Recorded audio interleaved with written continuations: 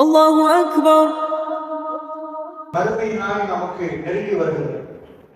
இந்த நெருங்கி வருகிறது என்று நாம் உணர வேண்டும் என்றால் ரசூல் ஸல்லல்லாஹு அலைஹி வஸல்லம் அவர்கள் என்ன செய்யறாங்கன்னா, இது நடந்தால் உங்களுக்கு நெருக்கம் என்று சொல்லி தருகிறார்கள்.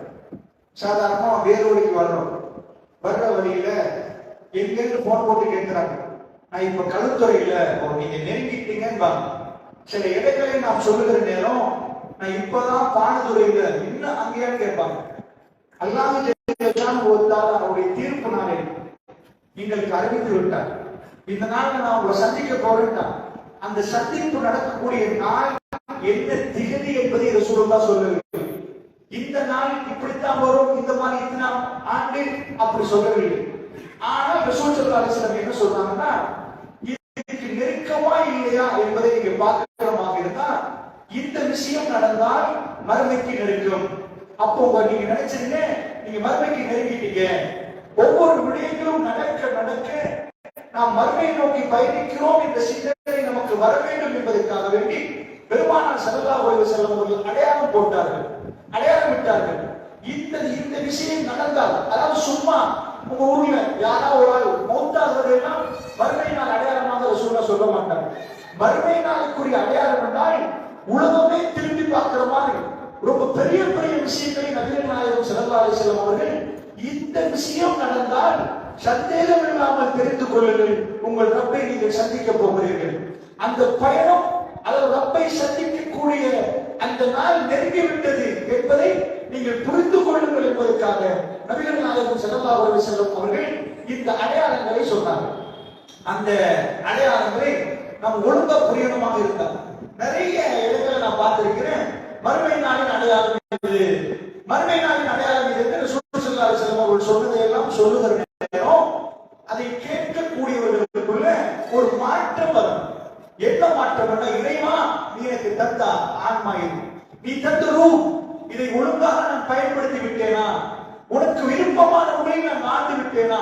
உன்னிடம் இந்த ரூஹை திருப்பி தருகிற நேரத்தில் இறைவா, நான் நல்ல முறையில் மாற்றிருக்கின்ற உணர்வு மேலோங்கணுமே தவிர தகவலுக்காக வேண்டி இஸ்லாம் இதை சொல்லவில்லை. தகவலுக்காக வேண்டி இந்த விஷயத்தை இஸ்லாம் சொல்லல. நாம் உணர்வு பெற வேண்டும் என்பதற்கு சொல்லப்பட்டு. உதாரணத்துக்கு இப்படி சொன்னா உங்களுக்கு புரியும். உங்க ஊர்ல நினைக்கிறார், அவர் வந்து ஒரு பேச்சு, ஒரு எக்ஸாம்பிள் சொன்னாங்க. இல்ல ஒரு ஆள் இருக்கிறாங்க, அவர் என்ன பண்றாருன்னா, அவர் சொல்றாரு, எப்பா ஒரு நாள் 25 இன்றைக்கு இந்த பக்கத்துல இருந்து வர்ற ஒரு வாகனம் இந்த ஆட்டோ நம்பர் பிளேட்டை சொல்லி, இந்த பக்கத்துல இருந்து வர ஒரு ஸ்கூட்டி நம்பர் பிளேட்டை சொல்லி, ரெண்டும் முட்டி பட்டி அதுல ஒரு ஆள் மூத்தா போயிருவார். சொன்ன மாதிரியே இன்னைக்கு நாள் 25 பார்க்கிறோம், ரெண்டு பக்கத்துல இருந்து வருது ஒரு வாகனம், சரியான சொந்த இடத்துல முட்டி போதுறாங்க, ஒரு ஆள் மூத்தா போயிட்டாங்க. அப்ப இத ஒரு ஆள் சொன்னால், இப்படி சொன்னா நம்ம என்ன நினைப்போம் தெரியுமா? இப்படி சொல்றாரு, எப்படி வேணாலும் சொல்ல முடியும். எங்களோட ஒரு 25 வீதம் இருப்பாங்க தௌஹீத் ஜமாத். என்ன எதை நாம உடனே என்ன பண்ண மாட்டோம், ஏற்றுக்கொள்ள மாட்டோம். தீர விசாரிச்சு ஆய்வு பண்ணி நாம யோசிப்போம், இவங்க பிளான் பண்ணிட்டாங்களோ, இவனே ஊர்ல பெரிய ஆள் பண்றதுக்கு 2 வாகனத்தை செட் பண்ணி மோத ஊட்டி ஒரு ஆளை காலி பண்ணி நான் சொன்னால் எல்லாம் நடக்கும்ன்றதுக்குரிய பிளான் இப்போ தெரியாது நம்ம யோசிப்போம். அப்ப அவர் சொல்லுகிறார், அப்படி உங்களுக்கு சந்தேகம் இருந்தா நான் சொல்றேன், நாளைக்கு திங்கட்கிழமை பகலைக்கு 2:32 உங்க ஊருக்கு பூமி கொடுத்து வரணும், உங்க ஊருக்கு பூகம்பம் வரணுன்றாரு. 2:32 கவனமா புடிச்சுக்கோங்கன்றாரு. சரியா நம்ம திங்கட்கிழமை 2:32 பார்க்கிறோம், பூமி முகம் வந்துட்டு. இப்ப நாம் என்ன நினைப்போம்னா, சந்தேகமே இல்லாமல் இவர் சொல்லுவது உண்மை. எப்படி உண்மை? பூகம்பம் இவர் எப்படி முடிச்சாங்க பூமிய? இவருக்கு என்னமோ இருக்கிறது நம்புவோம். நான் ஒரு எக்ஸாம்பிள் சொல்றேன். அப்படி எந்த மனுஷனும் இந்த உலகத்துல, ஆனா சோசியல் அவசியம் இருந்தாங்க, நபிமார்கள் வேற, வகை வேற, எந்த மனிதனாலும் இப்படி சொல்ல இயலாது. இப்படி சொன்னா அவர் இன்னொரு தகவல் சொல்லுவார். என்ன தகவல் தெரியுமா? உங்க கையில புள்ள இருக்குது, நீங்க ஆக நேசம் இந்த பிள்ளையை பார்த்து சொல்றாரு, மே மாதம் 20 22ஆம் தேதி உங்க புள்ள மௌத்தாயிரும். உங்க புள்ள மௌத்தாயிரும். மௌத்தான முன்னாடி அவருக்கு மே மாதம் 1ஆம் தேதி இந்த கை உடைஞ்சு போயிடும். கை உடைஞ்சு போயிடும். மே மாதம் 10ஆம் தேதி இந்த விரல் அது வெட்டி கொடுத்துருங்க. ஒரு சும்மா மே மாதம் 22 மொத்தா போறாங்க. இதை கேட்டதில் இருந்து வீட்டுக்கு வந்தா சாப்பிடுற நேரம் அடைக்குவாங்க. ராத்திரிக்கு நெத்திலாம் வேற ஒரு ஆரம்பிக்கும். மகன் உங்க மனைவிக்கு போய் சொல்லிக்கிறீங்க, 2 பேரும் நைட்ல புள்ளிய பார்த்து அழுதுட்டே இருப்பீங்க. அந்த இரவு எல்லாம் பயங்கரமான இரவுலாம் நிற்கும். மெல்ல மெல்ல நாட்கள் நெருங்க. மே மாதம் 1ஆம் தேதி வர அவர் கை உடைச்சு போக நீங்க இன்னமுமே நம்ப ஆரம்பிச்சிருவீங்க. அடடா 1ஆம் தேதி சொன்ன மாதிரி கை போச்சுன்னா 22ஆம் தேதி புள்ள மௌத்தாயிரும். அந்த புள்ள முகத்தை பார்க்கிற உங்களுக்கு விதவிதமாக சாப்பாடு வைக்கிறதுனால உங்களால சாப்பிட முடியாம போயிடும். அந்த முகத்தையும் அந்த கண்ணையும் பார்த்து நீங்க கண்ணீர் வச்சுட்டே இருப்பீங்க. இரவெல்லாம் புள்ள தூக்குவதை பார்த்து நீண்ட நேரம் பார்த்து தேம்பி தேம்பி அழுவீங்க. உங்களால் நீங்கள் உங்க மனைவி 2 பேரும் பார்த்துக் கொள்வீங்களே தவிர உங்களால் வாழவே முடியாம இருக்கு. விதவிதமான அவைகளை போட்டு அழகு பார்ப்பதற்கு உங்களால் முடியாம போயிடும். உங்கள் தலைவிரி கோலத்தில் நீங்க தெரிவிங்க. மே மாதம் 10ஆம் தேதி ஆகுது, அவர் விரலும் வெட்டிப்படுவது இன்னும் உறுதியாக. ஐயா உங்களுக்கு சொல்ல தெரியுமா? நிஜமா நம்பினால் நமக்குள்ள எப்படி மாற்றம் வருது. 22ஆம் தேதி புள்ள மௌத்தாயிரும் என்று ஒரு ஆள் சொல்ல, அதுக்கு முன்னாடி சில அடையாளங்களை போல அந்த அடையாளங்கள் ஒவ்வொன்றாக நடக்க நம் கல்விக்குள் ஒரு பெரும் மாற்றம் ஏற்படும். அல்ல, அது நாம் நம்பினால். நாம் நம்பாமல் இருந்தால் நமக்கு எந்த தாக்கமும் செலுத்தாது. அல்லாஹ்வுடைய நபியாருடைய மறுமை நாளுடைய அடையாளத்தை பெருமானார் ஏன் சொல்கிறார்கள் தெரியுமா? ரப்பை சந்திக்கும் நாள் வாய்க்கு லேசான நாள் அல்ல. அல்லாஹ்வுடைய ஷானவுல் அத்தனையும் படைத்து அப்படி கச்சிதமாக அத்தனையும் செய்துவிட்டு அல்லாஹ் சொல்கிறான், என்னை சந்திக்கக்கூடிய நாள், அந்த நாளிலே உங்களுக்கு நான் தீர்ப்பு தரப்போகிறேன். அந்த நாள் நெருங்கி வருகிறது. என்னை நீ சந்தித்தே ஆகணும் என்றால் அந்த நாளில் ரப்புக்கு முன்னாடி நாம் போகிற நேரம் ரப்பிக்கு சஃபா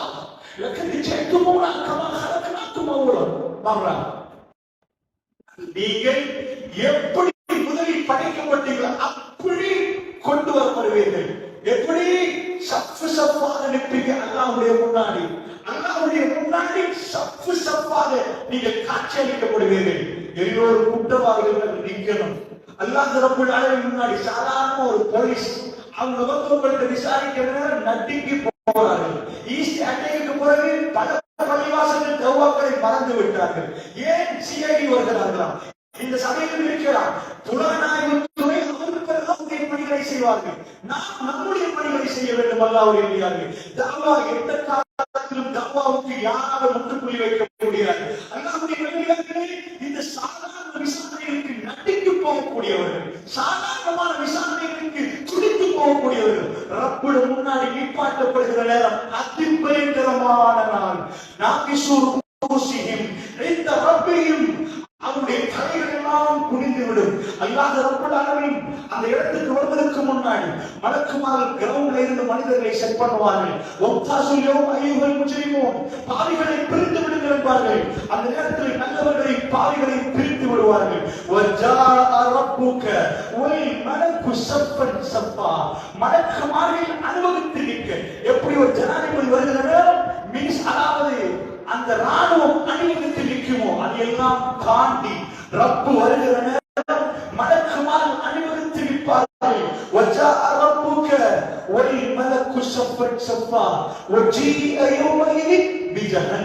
நரகம் கொண்டு வந்து வைக்கப்படும்.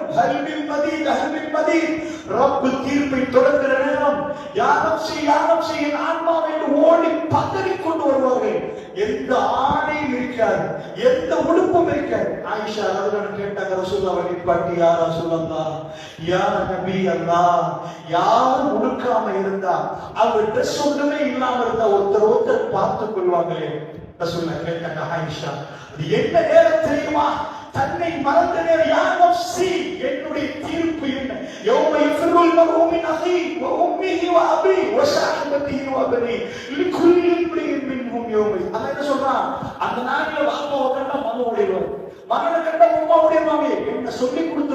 கூடாது. யாரு நெருக்கமான உறவோ, யாருக்கு பிரச்சனைடா, அதாவது ஹாஸ்பிட்டல்ல புள்ள ஹாஸ்பிட்டல்ல பத்தரிப்பை உம்மா அதே ஹாஸ்பிட்டல்ல நிக்கிறாவோ, மறுமை நாளைய புள்ளையை கண்டா உம்மா ஒரே ஓட்டம் போடுவான். இறைவனிடம் என் மகன் என்னை சொல்லி கொடுத்துட கூடாதே. தன்னை மட்டுமே நினைக்கிற நேரம், அந்த மாதிரியான நேரத்தில் மலக்குமாக எல்லாம் செஞ்சு கொண்டிருக்கிற நேரம், நரகம் கொண்டு வந்து வைக்கப்படுகிற நேரம், ரப்பு வர ஆரம்பிப்பான். ரப்புடைய வருகைக்கு பிறகு இந்த துனியாவில் யாரு காபிர்களோ, யாரு மோசமானவர்களோ, யார் அநியாயம் செய்தார்களோ அவர்களுக்கு தீர்ப்பு கொடுக்கப்படும். யார் ரப்பை நேசித்தார்களோ, இந்த சந்திப்பை நினைத்தார்களோ, சந்திப்புக்காக வேண்டி தன்னை அர்ப்பணித்துக் கொண்டார்களோ அவர்களுக்காக ஜென்னா கொடுக்கப்படும். அல்லாஹ்வுடைய நல்லடியார்களே, இந்த நாள், இந்த மிக முக்கியமான நாள், ஸாலிகல் யௌமுல் ஹக், அது உண்மையான நாள் என்று குர்ஆன் சொல்கிறது. அந்த நாள் நெருங்கி வருகிறது என்று நபிகள் நாயகம் ஸல்லல்லாஹு அலைஹி வஸல்லம் அவர்கள் சொன்னார்கள். ஃபர்ஸ்ட் அடையாளமாக ரசூலுல்லாஹி ஸல்லல்லாஹு அலைஹி வஸல்லம் சொன்ன முதல் அடையாளம் என்னன்னா மௌத்தி என்றார்கள். நான் மௌத்தாகாமல் மறுமை நாள் வராதென்றாங்க ரசூல் ஸல்லல்லாஹு அலைஹி வஸல்லம். நான் மௌத்தாகணும்னாங்க ரசூலுல்லாஹ், என்னுடைய மரணத்துக்கு பிறகுதான் அத்தனையுமே நிகழும் என்றாங்க ரசூலுல்லாஹ். ஒரு தோழருக்கு சொல்லாங்க ரசூலுல்லாஹ், எண்ணிக்கொள்ளுங்கள் என்றாங்க. 6 விடயங்களை எண்ணிக்கொள்ளுங்கள், இவைகள் நடக்காமல் மறுமை நாள் வராதென்றாங்க. அதுல ஃபர்ஸ்ட் என்றாங்க மௌத்தி, என்னுடைய மரணம், அதற்கு பிறகு மறுமை நாள் வரும் என்றாங்க ரசூல் ஸல்லல்லாஹு அலைஹி வஸல்லம். அல்லாஹ்வுடைய நல்லடியார்களே, அதனால் நாம் நம்பிக்கையோடு, உறுதியான நம்பிக்கையோடு இந்த விஷயங்களை நாம் பார்க்கணும். நான் ஒரு ஊமை சொல்றேன், உதாரணம் சொன்னேன். ஒரு மனிதன் வந்து என்னன்னா சொன்னாங்க, நான் சொன்னேன் 2 வாகனங்கள் மோதும் அல்லது உங்க புள்ள மோத்தா, இதே மாதிரி ரசூல் ஸல்லல்லாஹு அலைஹி வஸல்லம் அவர்கள் இந்த மறுமை நாளுக்கு அடையாளம் போடுவதற்கு முன்னாடி சஹாபாக்கள் எல்லாம் கேட்கிற நேரம் கண் கலங்கி போய் துடித்து கேட்டார்கள். என்ன காரணம் நினைக்கிறீங்க? ரசூல் ஸல்லல்லாஹு அலைஹி வஸல்லம் அவர்கள் இதை போடுவதற்கு முன்னாடி ஒரு சில அடையாளங்களை சொன்னார்கள். அவங்க காலத்தில் அவர்கள் திகைத்து போய்விட்டார்கள். எந்த மனிதனாலும் சொல்ல முடியாது ஆச்சரியமான சில தகவல்களை ரசூல் ஸல்லல்லாஹு அலைஹி வஸல்லம் சொன்னார்கள். அல்லாஹ்வுடைய தூதரை பொறுத்தவரை அவர்கள் நாமசித்து பேசி எந்த வார்த்தையும் போய்டாங்க. ஏன்னா உங்க ஊர்ல பல பேர் நீங்க ஆசியான்னு பெரிய போலீஸ்ல ஒவ்வொரு பேர் சொல்லுவீங்க, அப்படி இப்படி இப்படி ஏதாவது சொல்லுவீங்க. பெருமானுக்கு அந்த மக்கள் கொடுத்த பேர் என்ன தெரியுமா? அஸ்ஸாதிக் அல்-அமீன். ரசூலுல்லா ஒரு நாள் நின்று, எப்பா எனக்கு அஸ்ஸாதிக் சொல்லுங்கப்பா, சொன்னதே இல்லை. எனக்கு அல்-அமீன் சொல்லுங்க, சொன்னதே இல்லை. ஜாஹிலியத் காலத்து மக்கள் உங்க ஊர்ல யாருக்காவது பேர் வச்சா எப்படி சொல்லுவோம்? சுருக்க முடியும் அப்படினும், கர்மா அப்படினும், பேர் வைக்கிறத நையாண்டி பண்ற மாதிரியே பேர் வைப்பாங்க. ரசூல் ஸல்லல்லாஹு அலைஹி வஸல்லம் காலத்துல ஜாஹிலியத் மக்கள் அவங்க பேர் வச்சா தூசணத்தெல்லாம் வைக்கணும், அப்படி மோசமா நடப்பாங்க. அந்த மக்கள் எப்படி பேர் வச்சாங்க தெரியுமா? பொய் சொல்ல மாட்டாரா? கொஞ்சம் கூட சொல்ல மாட்டாரா?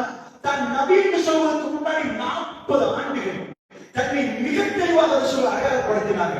அந்த மக்கள் பெருமானவர்கள் வச்சாங்க அஸ்ஸாதிக் வருகிறார் அப்படின்னு.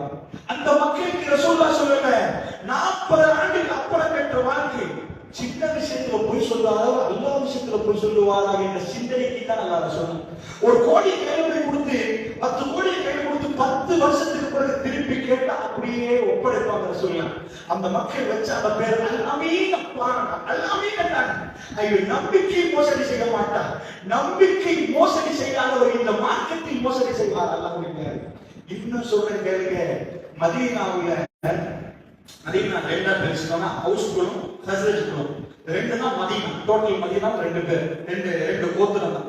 அதுல ஹவுஸ் குழுத்துல தலைவர் ஒரு பொடி ஷாது பின் முஆத் ரலியல்லாஹு அன்ஹு, இஸ்லாத்தை ஏற்றுக்கொண்ட வெறும் 31 வயசு. அவர் தான் மதீனாவோட பாதி தலைவர். பெருமானார் மதீனா கொண்டு வரணும் என்பதில் முடியாம நின்றவர்.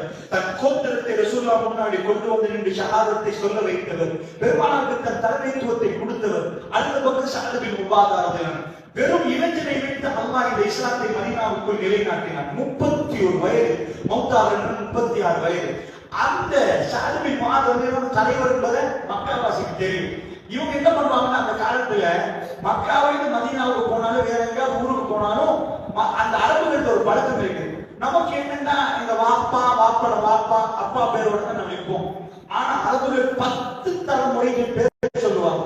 ஏன் 10 தலைமுறை 20 தலைமுறை பேர் சொல்லுவாங்க? இன்னைக்கு அரபுகளுக்கு அது சொல்லலையே, இன்னைக்கு அரபுகளுக்கு சொல்லல, இப்படி இப்படி சொல்லி இருக்கமாட்டா, அரபுகள் எங்கேயாவது பயணிச்சுட்டாங்கன்னா பயணிக்கிற நமக்கு ரெஸ்டாரண்ட் எல்லாம் கிடைக்காது, ஹோட்டல் எல்லாம் கிடைக்காது. இந்த குடும்பத்துக்கு அந்த ஊர்ல ஒரு குடும்பம் இருக்கு தாயிஃப்ல. தாயிஃப்ல அவங்க மக்காவுக்கு போட்டா இவங்க ஊர்ல தான் சாப்பிடுவாங்க, இவங்க தாயிஃப்க்கு போனா அவங்க ஊர்ல தான் சாப்பிடுவாங்க. இந்த மாதிரி குடும்பத்துக்கு குடும்பம் கிடைச்சது. சோ அதை எப்படி அடையாளப்படுத்தி வருவாங்கன்னா, வாப்பா வாப்பா வாப்பா பேர் வைத்து அந்த பரம்பரையிலிருந்து ஓ உங்க பரம்பரை எங்களோட தான் அந்த மாதிரி ஒரு உண்மை தெரிந்து கொள்வாங்க அரபுகள். இதனால இவர் வர்றாரு. எப்ப ரசூலுல்லாஹ்வுக்கு அடைக்கலம் கொடுத்துட்டு மதீனாவுல கஅபத்துல்லாஹ் தவாஃப் பண்ண வர்றாரு சஅத் பின் முஆத் ரலியல்லாஹு அன்ஹு. வர்ற டைம்ல இங்க இவர் யாருன்னு வருவாரு? ஒன்னா நம்பர் காஃபிர், பச்சை காஃபிர்னு. அதாவது மக்காவில் மிக பிரம்மாண்டமான எதிரிகள் ரசூலுல்லாஹ்வுக்கு அபூ ஜஹல், உத்பா, ஷைபா, உமையா. அபூ இந்த உமையா வீட்டுக்கு வர்றாரு. வந்தா கூட காஃபிர் தான், சஅத் பின் முஆத் முஸ்லிம் தான். என்னால அந்த காலத்துல வந்தா இவங்களோட சாப்பிட அவர் சொல்றாரு, எனக்கு புகார் செய்தி வருது, தவாஃப் பண்ண போற. அப்போ உமையா வீட்டுக்கு வந்தவர் தானே மக்கா தலைவர். யார் உமையா தெரியுமா? பிலால் இப்னு ரபாஹ் ரலியல்லாஹு அன்ஹு அடிமையா வச்சு அந்த கோட்டை அதிபயங்கரமா வேலை செஞ்சானே, மணல் போட்டு கட்டி எடுத்தானே, அவன் உமையா. உமையா நிக்கிறார், என்னாலும் மதீனா தலைவர் ஆச்சு, மதீனாவுல பகுதி தலைவர், வாங்க தவாஃப் பண்ண அப்படின்னு போன இவர் தவாஃப் பண்றாரு. தவாஃப் பண்ற நேரம் உமையா பக்கத்துல நிக்கிற நேரம் அங்கால அபூ ஜஹல் நிக்கிறார். அபூ ஜஹல் கத்தி கேட்கிறார், உமையா ஏய் சஅத் பின் முஆத் தானே அப்படின்னு கேட்கிறார். ஃபேமஸ் மக்காவோட தலைவர் பெரிய ஃபேமஸ் சஅத் பின் முஆத் தானே. அங்க நாங்க விரட்டி அவனுக்கு அடைக்கலம் கொடுத்துட்டு எல்லாம் கொடுத்து தைரியமா இங்க வந்து அவன் வந்து தவாஃப் பண்றாரு. எங்க பள்ளத்தாக்கு எங்க இடத்துல வந்து தவாஃப் பண்றாரு. கத்தி சொன்னார் சஅத் பின் முஆத், ஆவது முஹம்மதா, நாங்கள் முஹம்மது ஸல்லல்லாஹு அலைஹி வஸல்லத்துக்கு பாதுகாப்பு கொடுத்தோம், அவரை நாங்கள் அனுமதித்தோம். உடனே இவன் சொல்றான், யார் உமையா, லா தல்ஃபு சௌத்துக அலா பிஹக்கம். அவருக்கு முன்னாடி சத்தமா பேசாத, அவர்தான் இந்த வாரனுடைய செய்தி தலைவர், அவர் முன்னாடி பேசாத. கோபத்தில் திரும்புகிறார் சஅத் பின் முஆத். சொன்னார், இவரை பார்த்து ரசூலுல்லாஹ் சொன்னார்கள், உன்னை கொள்வார்கள். யார் எந்த வீட்டுல சாப்பாடுக்கு வந்தார்களோ, எந்த வீட்டுக்கு வந்தார்களோ ரசூலுல்லாஹ் சொன்னார்கள், உன்னை கொள்வார்கள். அவன் ஒரு வார்த்தை சொன்ன, மனைவி வீட்டுக்கு போய் மனைவி சொன்ன பிறகு வார்த்தை சொன்னான்,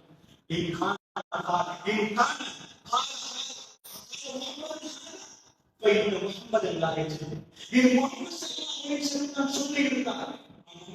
சொல்ல மாட்டாங்க, அவர் முகமது சொல்லி இருந்தார்கள்.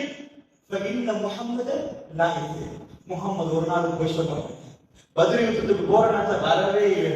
ஏன்னா மெசேஜ் வந்துட்டு கொலை செஞ்சிருவாங்கன்னு தெரியும். அபூ ஜஹல் கேவலப்படுத்தினா, வாப்பா என்னப்பா வரல, நீங்க வராம எப்படி பதிலுக்கு போறது? பதிலுக்கு போனவர்களை இவர்கள் யாரும் ஊருக்கு திரும்பி வரவில்லை. அபூ ஜஹல் காலி, உத்பா காலி, ஷைபா காலி, உமையா காலி. கிட்ட போய் கேட்டாங்க, ஹல் வஜத்து மா வஅத ரப்புக்கும் ஹக்கா, உன்னுடைய ரப்புடைய வாக்குறுதி முன்னாடி இப்போ புரியுறியா? என்னுடைய ரப்பு எனக்கு தந்த வாக்குறுதியை நான் புரிகிறேன் என்றாங்க ரசூலுல்லாஹ். என்ன நான் இது சொல்றேன், அந்த மக்கள் ரசூலுல்லாஹ்வை பொய்யனாக பார்க்கவில்லை. அவர்கள் வாயில உமையா இப்படி பயங்கர எதிரி வாயில் சொன்ன வார்த்தை என்ன?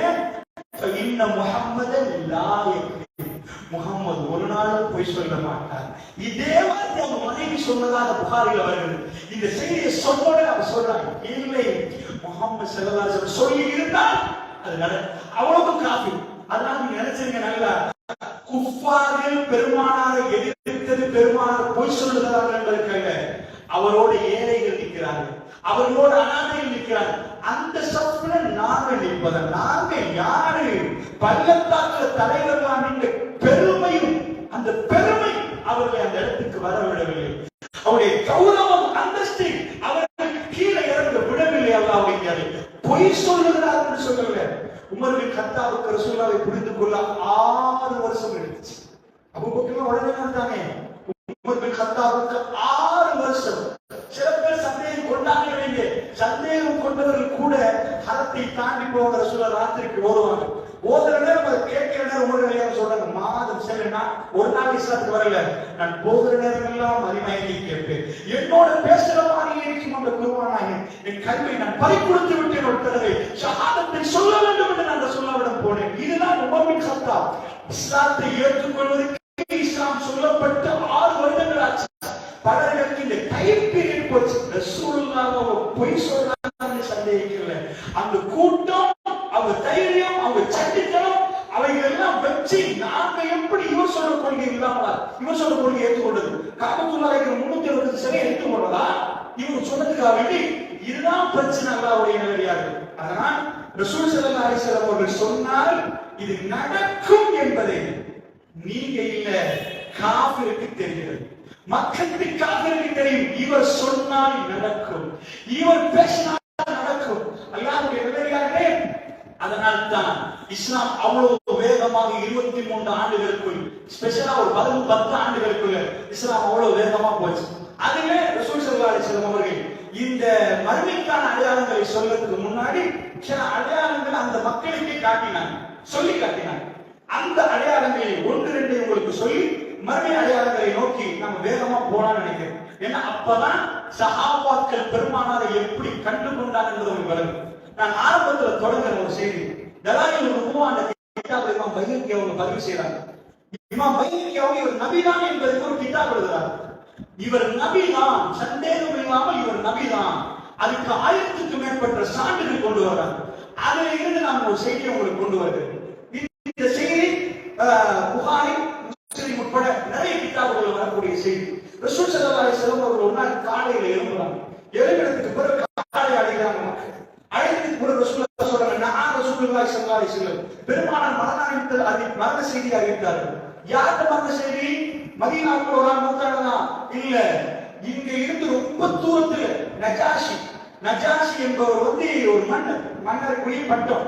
நம்ம நாட்டுல ஜனாதிபதி, பிரதமர் சொல்லுவோமா, சில நாட்டுல சுல்தான் சொல்லுவாங்க, சில ஊர்கள் அஜீஸ் சொல்லுவாங்க, சில ஊர்களுக்கு ஒவ்வொரு பேர் சொல்லுவாங்க. இத மாதிரி எத்தியோப்பியாவுடைய மன்னருக்கு வந்து மன்னர் சொல்ல மாட்டாங்க, நஜாஷின்னு சொல்லுவாங்க. அந்த நஜாஷியோட பேர் அஸ்ஹமா.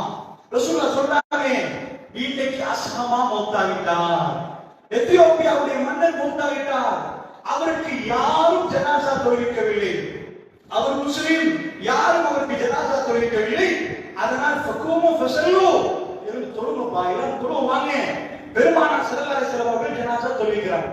இது என்ன விஷயம் அப்படின்னு கேட்டீங்கன்னா, இந்த ஜனாசா தொழுகை வந்து இமாம் பைஹக்கி அவங்க எழுதுறாங்க, 9வது ஹிஜ்ரில நடந்துச்சு. ஹிஜ்ரி 9ல தான் இது நடந்துச்சு என்றாங்க. இன்னும் சில 8ல நடந்துச்சு சொல்றாங்க. 9வது ஹிஜ்ரி என்றாங்க. இமாம் பைஹக்கி கொண்டு வராரு, இவர் நபிதான் என்று காட்டும்.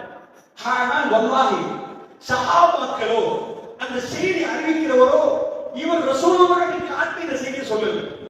ஹிஜ்ரி 9 என்பது இஸ்லாம் பல்கி பெருகிவிட்டது. அப்ப இவர் நபிதான் ப்ரூவ் பண்ற தேவை பெருமானாருக்கு வைக்கல, அந்த மக்களுக்கு வைக்கல. கோத்திரமாக இஸ்லாத்தை நோக்கி வந்தார்கள், பெருமானாரை புகழ்ந்து வந்தார்கள், சொல்ல வந்தார்கள், பெருமானாரை பேச வந்தார்கள். பெருகி இஸ்லாம். ஆனால் அந்த நேரத்தில் இந்த ரசூலுல்லாஹ் இதை சொன்னது இபாதத்து. அவருக்கு ஜனாசா தொழுவிக்கல, லாய்வான ஜனாசா அங்க தொழுவிக்கல, நாங்க தொழுவிப்போம். இதை அறிவிக்கக்கூடிய சஹாபி சொல்கிறார், ஃபி யௌமில்லதி மாத்து ஃபீ, அண்டர்லைன் பண்ண வேண்டிய அவசியம்.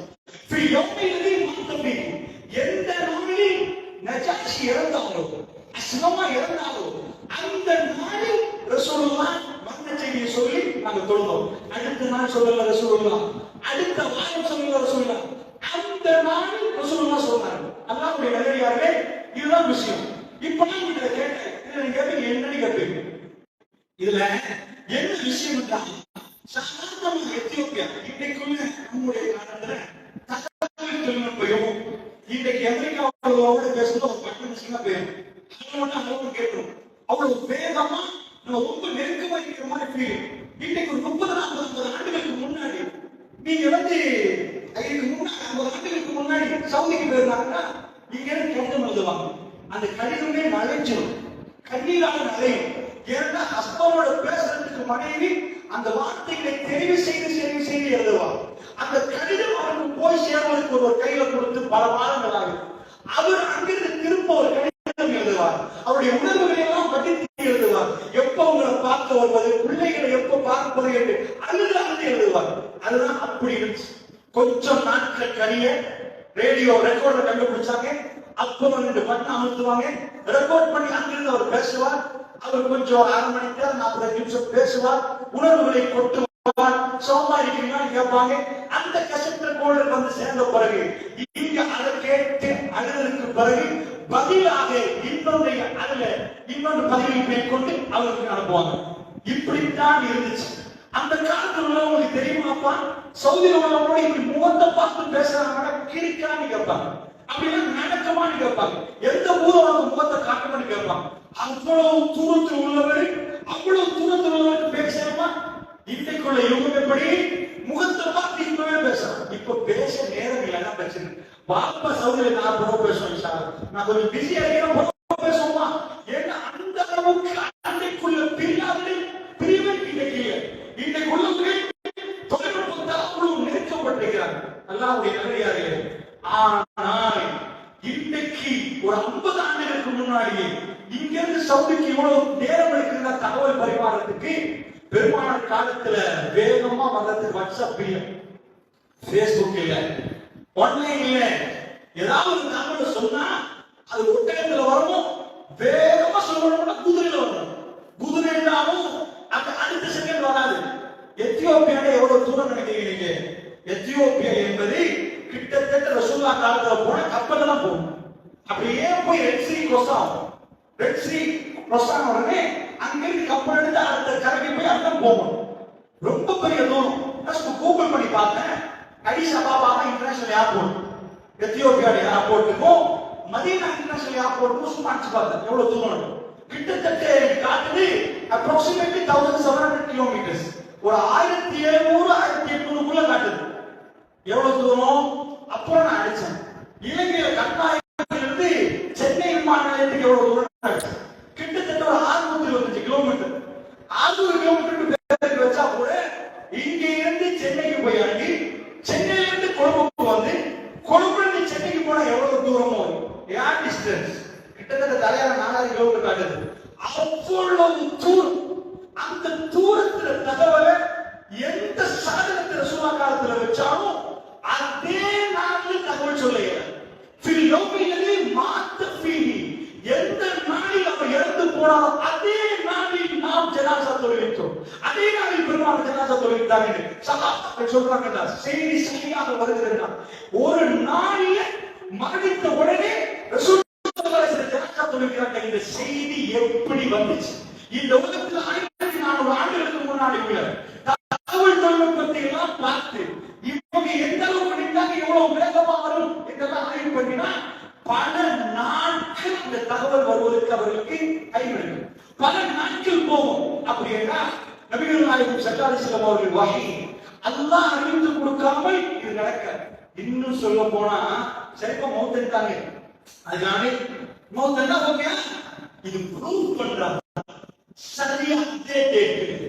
அதே மாதிரி எப்படின்னா சாதாரண நம்மளுக்கு கேட்கலாம், நம்ம நாட்டில் ஒரு ஜனாதிபதி இறந்தார், வேகோலையில எத்தனை பேர் இருந்திருப்பாங்க? நம்ம நாட்டு ஜனாதிபதி இறந்த நாட்கள் மறக்காது. பிரேமதாஸ் இறந்து போனார், எப்ப இறந்து போனார்? பிரேமதாஸ் இறந்து போன சொல்லுங்க, மே 1 அது அதிசா மே 1 12 மணிக்கு 1993 இப்படி இருந்து அசத்திக்கிற நேரம் ஆமஸ்டி ஜங்ஷன்ல அவங்க வரலாம். சரியா 12 மணி கலமுடி. என்ன நீங்க எப்படி ஒரு பாடம் நீங்க மனப்பாடம் கேள்வி பண்ணி ஒரு ஜனாதிபதி இறந்து போனா அந்த இறப்பு செய்தி நம் மனதில் பதிந்துடும்.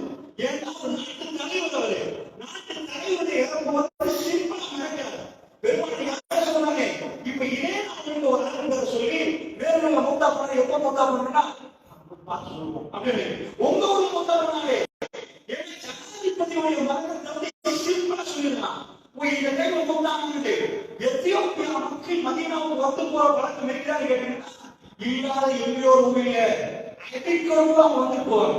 என்ன எப்படி வருவாங்கன்னா அவங்க ஊர்களுக்கு கண்டுபிடிக்க, அதாவது இந்த குரங்கு கொண்டு வருவாங்க, குரங்கு விளையாட்டு காட்டுவாங்க, குரங்கு பாம்பெல்லாம் பாம்பாட்டிகள் வருவாங்க. வந்தா நீ சளி போடுங்க. அது மாதிரி எத்தியோப்பியாவில தான் வருவாங்க. அவங்க ஒவ்வொரு தேவைகளுக்கு வருவாங்க.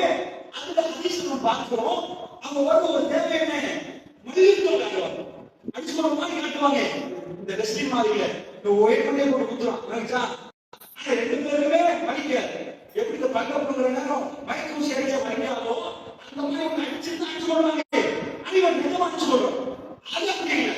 அது எப்படின்னா யுத்தம் செய்யற மாதிரி காட்டுவோம்.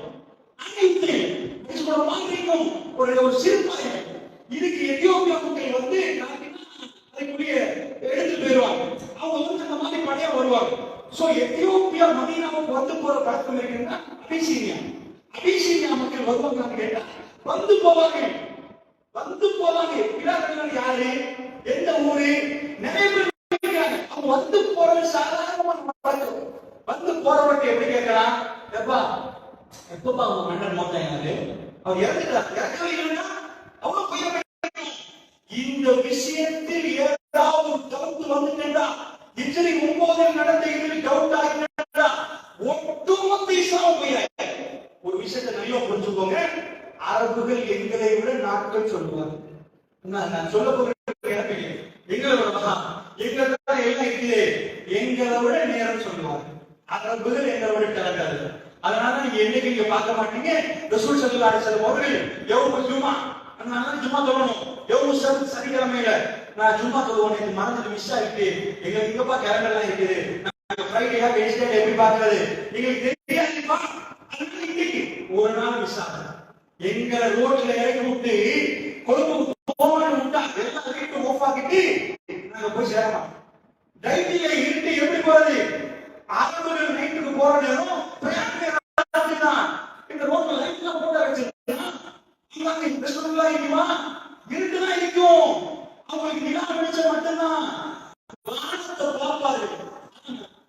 எங்களை விட வானத்தோட பொறுப்பு வச்சவங்க வானத்தை பார்த்துட்டாங்கன்னா, ஓ இது எவன் நட்சத்திரத்தை பார்த்து சொல்லுவாங்க, இது மதீனா படம்.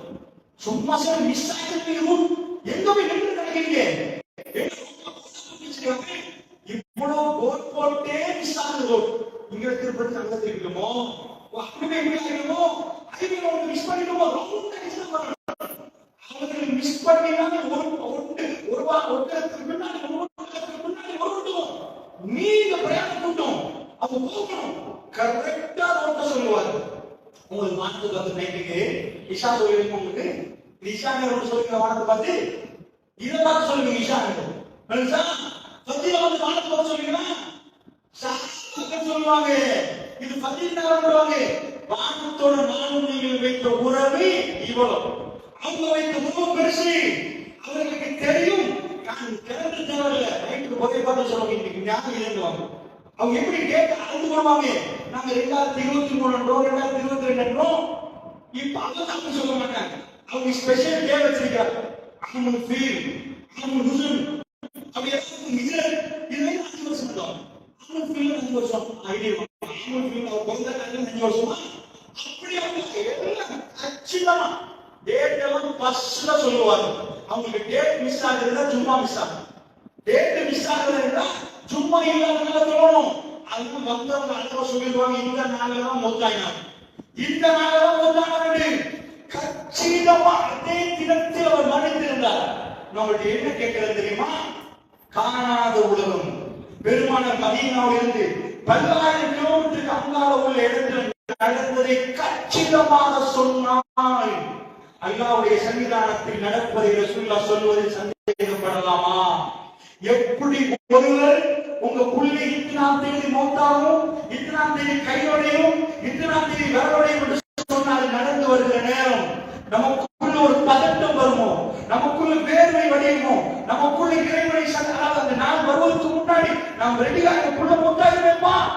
அந்த மாதிரி நமக்குள்ள மாற்றம் வரும். நமக்குள் நிறைய மாற்றம் வரணும். ஏனென்றால் 100% இந்த உலகத்தில் யாராலும் சொல்ல முடியாததை பெருமானார் சொன்னார்கள் மட்டுமல்ல, நிரூபித்தார்கள். சொல்லலாம் நான் இறை தூதர் தான் என்பதை கன்ஃபார்ம் பண்ணினார்கள். எப்படி கன்ஃபார்ம்? சஹாபாக்கள் யாருக்கும் சொல்லல நான் இறை தூதர் தெரியுமா, வேணும்டா நபிசி நபி பாருங்க. அஸ்மா மௌத். அடுத்த நஜாசி வந்திருந்தாங்க. அஸ்மா மௌத்தா ரசூலுல்லாஹ் சொல்லவே இல்லை. நான் ரசூல் ஸல்லல்லாஹு அலைஹி வஸல்லம் ரசூலுல்லாஹ் என்ன சொன்னாங்க? மௌத்தான செய்தியை சொன்னாங்க. ஏப்பா ஜாஃபர் பின் அபி தாலிப் அங்க போனார், போன நேரம் பிரச்சாரம் செய்தார், கடுமையா பேசினார். அந்த இஸ்லாத்தை ஏற்றுக்கொண்டார், அசுமமா இஸ்லாத்தை ஏற்றுக்கொண்டார். அந்த மக்கள் இஸ்லாத்தை ஏற்றுக்கொள்ள அவர் தனி மனிதனாக மன்னராக நீங்கள் ஏற்றுக்கொண்டவர் இன்றைக்கு மௌத்தாக இருக்கிறார். அவருக்கு நான் தான் தெரிவிக்கிறேன். அந்த மன்னர் இஸ்லாத்தை ஏற்றுக்கொண்டு அவர் என்னையும் ஏற்றுக்கொண்டார். அவர் அத்தனை ஜாஃபர் பின் அபி தாலிப் சொன்னதெல்லாம் கேட்டார். கேட்டதினால் அவருக்கு இன்னைக்கு ஜனாஸா தெரிவிக்கிறேன் ரசூல் ஸல்லல்லாஹு அலைஹி வஸல்லம். அல்லாஹ் இப்படி ஒன்று இருந்தால் பரவாயில்லை. அதே சொல்லிட்டு போன நேரம் முடிச்சு நான் இன்னும் ஒன்றை சொல்லிட்டு நேரடியாக மறுமையில் இருந்தது சொல்லு. ஏன் அந்த செய்தியை சொல்ல தெரியுமா? இது எல்லாம் அப்படி என்று சொன்னால் காணாத கபர், காணாத மறுமை வாழ்க்கை, இதெல்லாம் பெருமானார் சொல்லுகிற நேரம் முகம் செவந்து விடுகிற சூழலாகும். சில வேற சூழலா தேம்பி தேம்பி அழுவார்கள். ஏனென்றால் அது வல்லாஹி நடக்க போகிறது. அல்லாஹ்வுடைய நல்லடியார்கள் நம்முடைய உறவுகளை நாம் அடக்கி இருப்போம். பாப்பா அம்மாவை அடக்கிற பிள்ளைகளுக்கு இருப்பாங்க. எத்தனையோ ஃபங்க்ஷனும் விழாக்களும் சந்தோஷமும் கூத்தும் களியாட்டங்களை கலைத்து போற நேரம் தன் தகப்பனுடைய கவர் பக்கத்துல நிற்கிறது. என்றைக்காவது வந்து அதுக்குள்ள போய் அந்த மக்களாக்கள் பக்கத்துல உட்கார்ந்து இறைவா எங்க உம்மா இறைவா, அவங்க யாரு தெரியுமா, அவங்க நிலைமையெல்லாம் நினைச்சு பார்த்து அழுத அல்லாஹ்விடம் ரமலானுடைய நோம்போட எத்தனை சகோதரர்கள் உங்களுடைய தாய் தகப்பனை பற்றி பேசியிருப்பீர்கள். உறவுகள் நிறைய நீங்கள் விட்டிருப்பீர்கள். அவர்களெல்லாம் இன்றைக்கு கபர் வாழ்க்கை வாழ்கிற நேரம் நாம் மண்ணுக்கு மேல் நிற்கிறோம் என்று சொன்னால் அவர்கள் நிலைமை என்ன என்பதை நாம் நினைத்து நாம் கண்ணால் கண்ணீர் வர வேண்டுமாக இருந்தால் நாம் நிஜமாக நம்பினால் கண்ணீர் வரும் பெரியவர்களே, நிஜமாக நம்பினால் கண்ணீர் வரும் பெரியவர்களே. எங்க நிலைமை என்ன, எங்க உமா நிலைமை என்ன, உறவு நிலைமைகள் என்ன, அவர்கள் கண்ண நிலைமையில் இருக்கிறார்களா, இறைவாவுடைய கபர்கள் ராகத்தாக இருக்கிறதா, இறைவான் அவர்களுக்கு அருள் புரிந்து விடுகிறான். இந்த இரவுகளை கடந்து செல்கிற நாம் தேவி தேவி அழுதவர்களாக, இறைவனும் மன்றாடியவர்களாக, நம்முடைய உறவுகளுக்காக, நம்முடைய ஊர் மக்களுக்காக, நமக்காக வேண்டி நாம் பிரார்த்திப்போம். அல்லாஹ்வுடைய நல்லடியார்களே, நம்முடைய நம்பிக்கை நமக்குள் ஒழுங்காக இல்லை என்று சொன்னார், நம்முடைய நம்பிக்கை நமக்குள் பதியவில்லை என்று சொன்னார். இந்த இரவுகள் எல்லாம் சர்வசாதாரணமாக இரவுகளாக நாம் கடந்து சென்று விடுவோம். அல்லாஹ்வுடைய நல்லடியார்களே, அதனால் நான் சொல்கிறேன், இந்த நம்பிக்கை உறுதியாக இருந்தால் பெருமானார் அடையாளம் போடுகிற ஒவ்வொரு அடையாளத்தையும் பார்க்கிற ஒரு அடியான் சந்தாவிலே விழுந்து விடுவான். இறைவா என்னை மன்னித்து விடு இறைவா, நான் பார்க்கிறேன் இறைவா, நான் காண்கிறேன் இறைவா என்ற உணர்வை ஒரு அடியானுக்குள்ள உருவாக்கும். அல்லாஹ்வுடைய நல்லடியார்களே, அல்லாஹ்வுடைய தூதர் ஒரு நாள் பள்ளிவாசலிலே உட்கார்ந்து இருக்கிறார்கள். நாயகம் ஸல்லல்லாஹு அலைஹி வஸல்லம் அவர்கள் நிறைய குர்ஆன் ஓதுவார்கள். அவருடைய பிரயாணம் குர்ஆனாக இருக்கு, அவருடைய வாழ்க்கை குர்ஆனாக இருக்கு, பெருமானுடைய முழு வாழ்க்கை குர்ஆன். ஆயிஷா ரலியல்லாஹு அன்ஹா கேட்கிறாங்க, ரசூலுல்லாஹ் யார் கான குல்குல் குர்ஆன், குர்ஆனை பார்த்தா அவரை பார்க்கிறார்.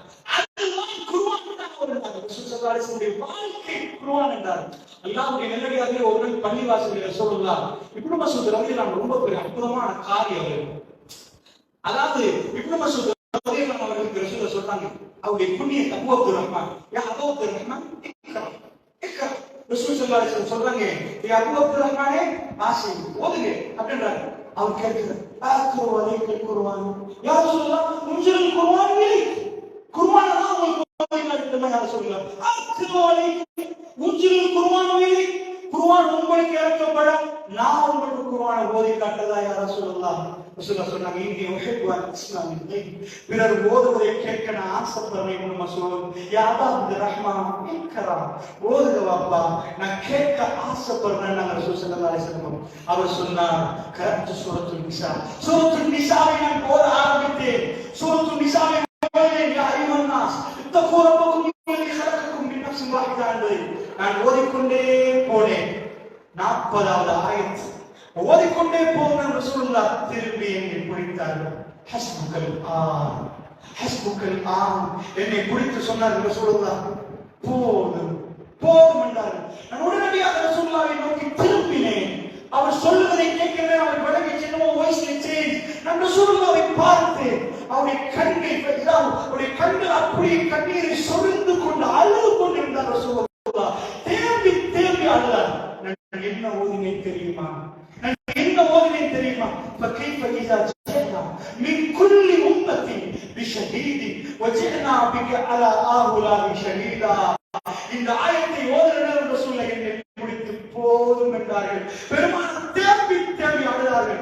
என்ன அர்த்தம்? அல்லாஹ்வுடைய நல்லடியார்களே, فكيف إذا جئنا من كل أمة உம்மத்தின் ஷஹீத், ஒவ்வொரு உம்மத்துடைய தலைவரும் சாட்சியாளராக கொண்டு வரக்கூடிய நேரத்தில் ஆதம் அலைஹிஸ்ஸலாம் அவருடைய உம்மத், நூஹ் அலைஹிஸ்ஸலாம் அவருடைய உம்மத், இப்ராஹிம் நபி அவருடைய உம்மத், அந்த அவ்வளவு பேருக்கும் சாட்சியாக நபிமார்கள் கொண்டு வந்து நிப்பாட்டப்பட்டு விரலை நீட்டி இவருக்கு எதிராக சாட்சி சொல்ல வேண்டிய மறுமை நாள், அதிபயங்கரமான நாள், ரப்புல் இஸ்ஸத்துக்கு முன்னாடி நிற்கக்கூடிய நாள்.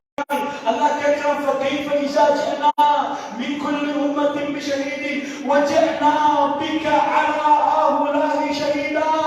ஒவ்வொரு உம்மத்துக்கும் தலைவர் நிப்பாட்டப்படுகிற நேரம், இவர்களுக்கு நபியே நீங்கள் நின்று சாட்சி சொல்லக்கூடிய நேரம் எப்படி இருக்கும் நபி என்று சொல்கிறார்கள். தாங்க முடியல ரசூலுல்லாஹ்வுக்கு, தாங்க முடியல, தேவையா இருக்கிறார் ரசூலுல்லாஹ். ஏன் தெரியுமா? தன் ஒருவருக்கு எதிராக ரசூலுல்லாஹ் விரலை நீட்டி சொல்லணும், இவர்கள் சாட்சி அல்லாஹ் இவர்கள் ஏற்றுக்கொள்ளவில்லை அல்லாஹ்.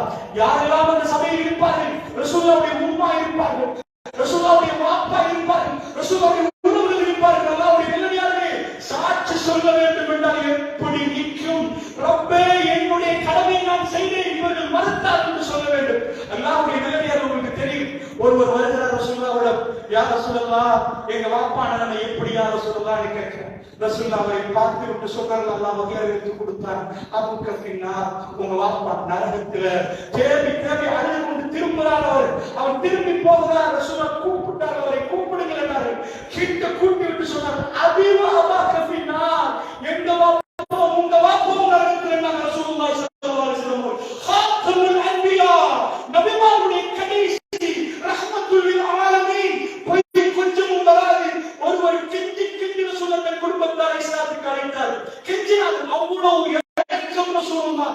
என்னை உங்களை மாதிரி ரசூலுல்லாஹ் குடும்பத்தோட நடக்கல, கெஞ்சுவார்கள். சஹாபாக்களுக்கு தெரியும், குடும்பத்தில் ஒருவர் இஸ்லாத்தை ஏற்றுக்கொண்ட ரசூலுடைய முகம் மலர்ந்து போயிடும். அவ்வளவு சந்தோஷப்படக்கூடிய ரசூலுல்லாஹ். அல்லாஹ் ரப்புல் ஆலமீன் நீதமானவன், நீதமானவன். அவன் யாருக்கு எந்த தீர்ப்பை சொன்னாலும் அந்த தீர்ப்பை யாராலும் மாற்ற முடியாது. கெஞ்சினார்கள் அபூ தாலிபை பக்கத்தில் வைத்துக் கொண்டு. அவ்வளவு காலமா அபூ தாலிப் முன்னாடி இருந்தார். மரணப்படுக்கையில் ரசூலுல்லாஹ் கெஞ்சினார்கள், லா இலாஹ இல்லல்லாஹ் மட்டும் சொல்லுங்களே, லா இலாஹ இல்லல்லாஹ் முஹம்மது ரசூலுல்லாஹ் சொல்லுங்களே, மற்றதை அல்லாஹ்விடம் நான் பார்க்கிறேன் என்று கேட்டார். கொஞ்சம் சொல்லுங்களே என்றார். அவர் சொல்லல, அல்லாஹ் வகை அறிவித்தார், இன்னக லா தஹ்தி மன் அஹ்பப்த வலாக்கின் அல்லாஹ் யஹ்தி மன் யஷா. நபி, நீங்கள் விரும்புவதற்கெல்லாம் எனக்கு ஹிதாயத்தை கொடுக்க முடியாது நபி. வலாக்கின் அல்லாஹ் யஹ்தி மன் யஷா, அல்லாஹ் நாடியவருக்கு தான் ஹிதாயத்தை கொடுப்பான். இந்த பள்ளிவாசலில் அமர்ந்திருக்க எனக்கும் உங்களுக்கு ஹிதாயத் அல்ல, ரப் எவ்வளவு எங்களை நேசிக்கிறார் என்பதைத்தான் உங்களுக்கு இந்த நேரத்தில் பதிவு செய்ய விரும்புகிறேன். அல்லாஹ்வுடைய நல்லடியார்களே, அப்படி என்று சொன்னால் கவனமாக புரிந்து கொள்ளுங்கள். மறுமை நாளை பற்றி பேசினால் பெருமானார் அழுது விடுவார்கள். அவ்வளவு பயங்கரமான நாட்கள் இந்த நாள். அந்த நாளில் அல்லாஹ்வுடைய தீர்ப்பு கொடுக்கப்படுகிறது. அல்லாஹ் முதலிலே எல்லோரையும் பார்த்து கோபத்தோடு இருப்பான். ரசூலுல்லாஹ் ரப்பு இந்த துனியாவில் இந்த மனிதர்களை படைத்ததற்கு பிறகு அவன் அரசுக்கு மேல் எழுதினான், என் கோபத்தை என் இரக்கம் கோபத்தை மிஞ்சி விட்டது அப்படி என்று எழுதினான். மறுமை நாளில் ரசூலுல்லாஹ் சொன்னார்கள், அல்லாஹ் கோபத்தோடு இருப்பான் என்றார்கள். யாரும் பேச மாட்டார்கள், யாராலும் பேச முடியாது. கோபத்தோடு அல்லாஹ் இருப்பான். நான் சஜதாவிலே விழுந்து விடுவேன். மக்காம மஹ்மூதா என்ற இடத்திலே நாம் எல்லாம் வாங்குவதோட கேட்கிறோமே, அல்லாஹும்ம ரப்ப ஹாதிஹி தஅவத்தி தாம்ம வஸ்ஸலாத்தில் காயிமா ஆதி முஹம்மதில் வஸீலத்து வல் ஃபதீல வபஅத்ஹு மகாமன் மஹ்மூதன் அல்லதி வஅதா. யா அல்லாஹ், நீ வாக்களித்த மகாம மஹ்மூதை ரசூலுல்லாஹ் கொடுத்துருவாயாக. அந்த மகாம மஹ்மூத ரசூலுல்லாஹ் சஜதாவிலே நிற்பாங்க. ரசூலுல்லாஹ் சொன்னாங்க, எல்லோ அல்லாஹ் ரப்புல் ஆலமீன் யாரும் பேச மாட்டாங்க. அப்படி ஒரு ஊசி குருந்தாக சத்தம் கேட்கிற மாதிரி ரப்புல் ஆலமீன் வந்திருக்கிற இடத்தில் அல்லாஹ் சொல்லுவானா, யா முஹம்மத் இர்ஃபா ராஸக். ரசூலுல்லாஹ் சொன்னாங்க, அல்லாஹ் என்னுடைய பேரை கூப்பிடுவார். முஹம்மத் இர்ஃபா ராஸக், உன் தலையை தூக்கி சொல்லுவான். நீங்க என்ன வேணும் என்று கேட்பான். உம்மத்தி உம்மத்தி, என் உம்மத்தி ஜன்னாவுக்கு போகும் என்று சொல்ல துடிப்பார்கள். அல்லாஹ்வுடைய நல்லடியார்களே, மறுமையுடைய நிகழ்வுகள் ஒவ்வொன்றும் நமக்கு பாடமாக படிப்படியாக வர வேண்டுமாக இருந்தால் இந்த கல்வி ஆழமாக ஈமான் பதிய வேண்டும். அல்லாஹ்வுடைய நல்லடியார்களே, ஈமான் இல்லை என்றால் சிம்பிளாக இந்த மார்க்கத்தை விற்பார்கள். ஈமான் இல்லை என்றால் இந்த மார்க்கம் அதாவது அவர்கள் தன்னுடைய சம்பளத்திற்காக வேண்டி மார்க்கத்தை விற்பார்கள். அல்லாஹ்வுடைய நல்லடியார்களே, ஒரு கூட்டம் அவர்களுக்காக துஆ செய்யுங்க. புகாரி கண்டிருந்த புகாரியே ஓதுவார்கள். இந்த ஹதீஸில் எக்கச்சக்க சுருக்கமாக புகாரில் இருக்கிறது. அவருடைய கண்களுக்கு ஏன் தெரியப்படவில்லை அல்ல அப்படின்றாரு. அவர்களோட நான் கோபம் இல்லை, இந்த உம்மத்தை யாரோடும் நாங்கள் கோபம் இல்லை, எல்லோரும் ஜன்னாவுக்கு போகணும் என்ற ஒரே கோரிக்கை, ஒரே வேண்டுதல் அல்லாஹ்வுடைய நல்லடியார்கள். நாம் சண்டை பிடிப்பதற்கு அவர்கள் சத்தியம் நிலைநாட்டப்பட வேண்டும். எனக்கு என்ன யார் எப்படியா இருந்தாலும் என்று வீட்டில் இருந்தால் இறைவன் என்னிடம் கேட்பார், சொன்னீரான்னு கேட்பான், உன்னிடம் கேட்பான். மறுமை சன்னிதானத்திற்காக வேண்டி நாம் தயாராக இருக்கிறோம் என்று சொன்னார். அல்லாஹ்வுடைய நல்லடியார்களே, அதற்காக வேண்டி சொல்கிறேன், தூய்மையான தீனை நோக்கி போகணும் என்றால் ஈமான் சரியாக வரணும். மறுமை நாளை பற்றி பேசுகிற நேரம் சஹாபாக்கள் அதிர்ந்து நிற்பார்கள், அவருடைய கண்கள் சிவந்து விடும். அல்லாஹ்வுடைய சன்னிதானத்தை பற்றி பேசுகிற நேரம் அதிர்ந்து நிற்பார்கள். ஏன்? அவர்களுக்கு தெரியும் பெருமானார் நாவசித்து பேசக்கூடிய வார்த்தைகள் அவ்வளவு நிகழக்கூடியது, நடக்க போகிறது. அந்த நாளில் அல்லாஹ் ரப்பல் ஆலமீன் முன்னாடி நிற்கிற நேரம் நம்முடைய நிலைமை என்ன என்ற சிந்தனையில் அவர்கள் ஆழ்ந்து நிற்பார்கள். அல்லாஹ்வுடைய நல்லடியார்களே, அடுத்ததாக ஒரு விஷயத்தை சொல்லிக் கொண்டு நான் மறுமைக்கான அடையாளத்துக்கு போகிறேன். பெருமானார் ஸல்லல்லாஹு அலைஹி வஸல்லம் அவர்கள் முஅத்தா என்ற ஒரு போர், ரசூல் ஸல்லல்லாஹு அலைஹி வஸல்லம் பயங்கரமான போர்கள் எல்லாத்துக்கும் கலந்து கொண்டார். எது பயங்கரமோ அந்த போர்கள் அத்தனைக்கும் பெருமானார் இருந்தார். 56 போர் ரசூலுல்லாஹ் காலத்தில்.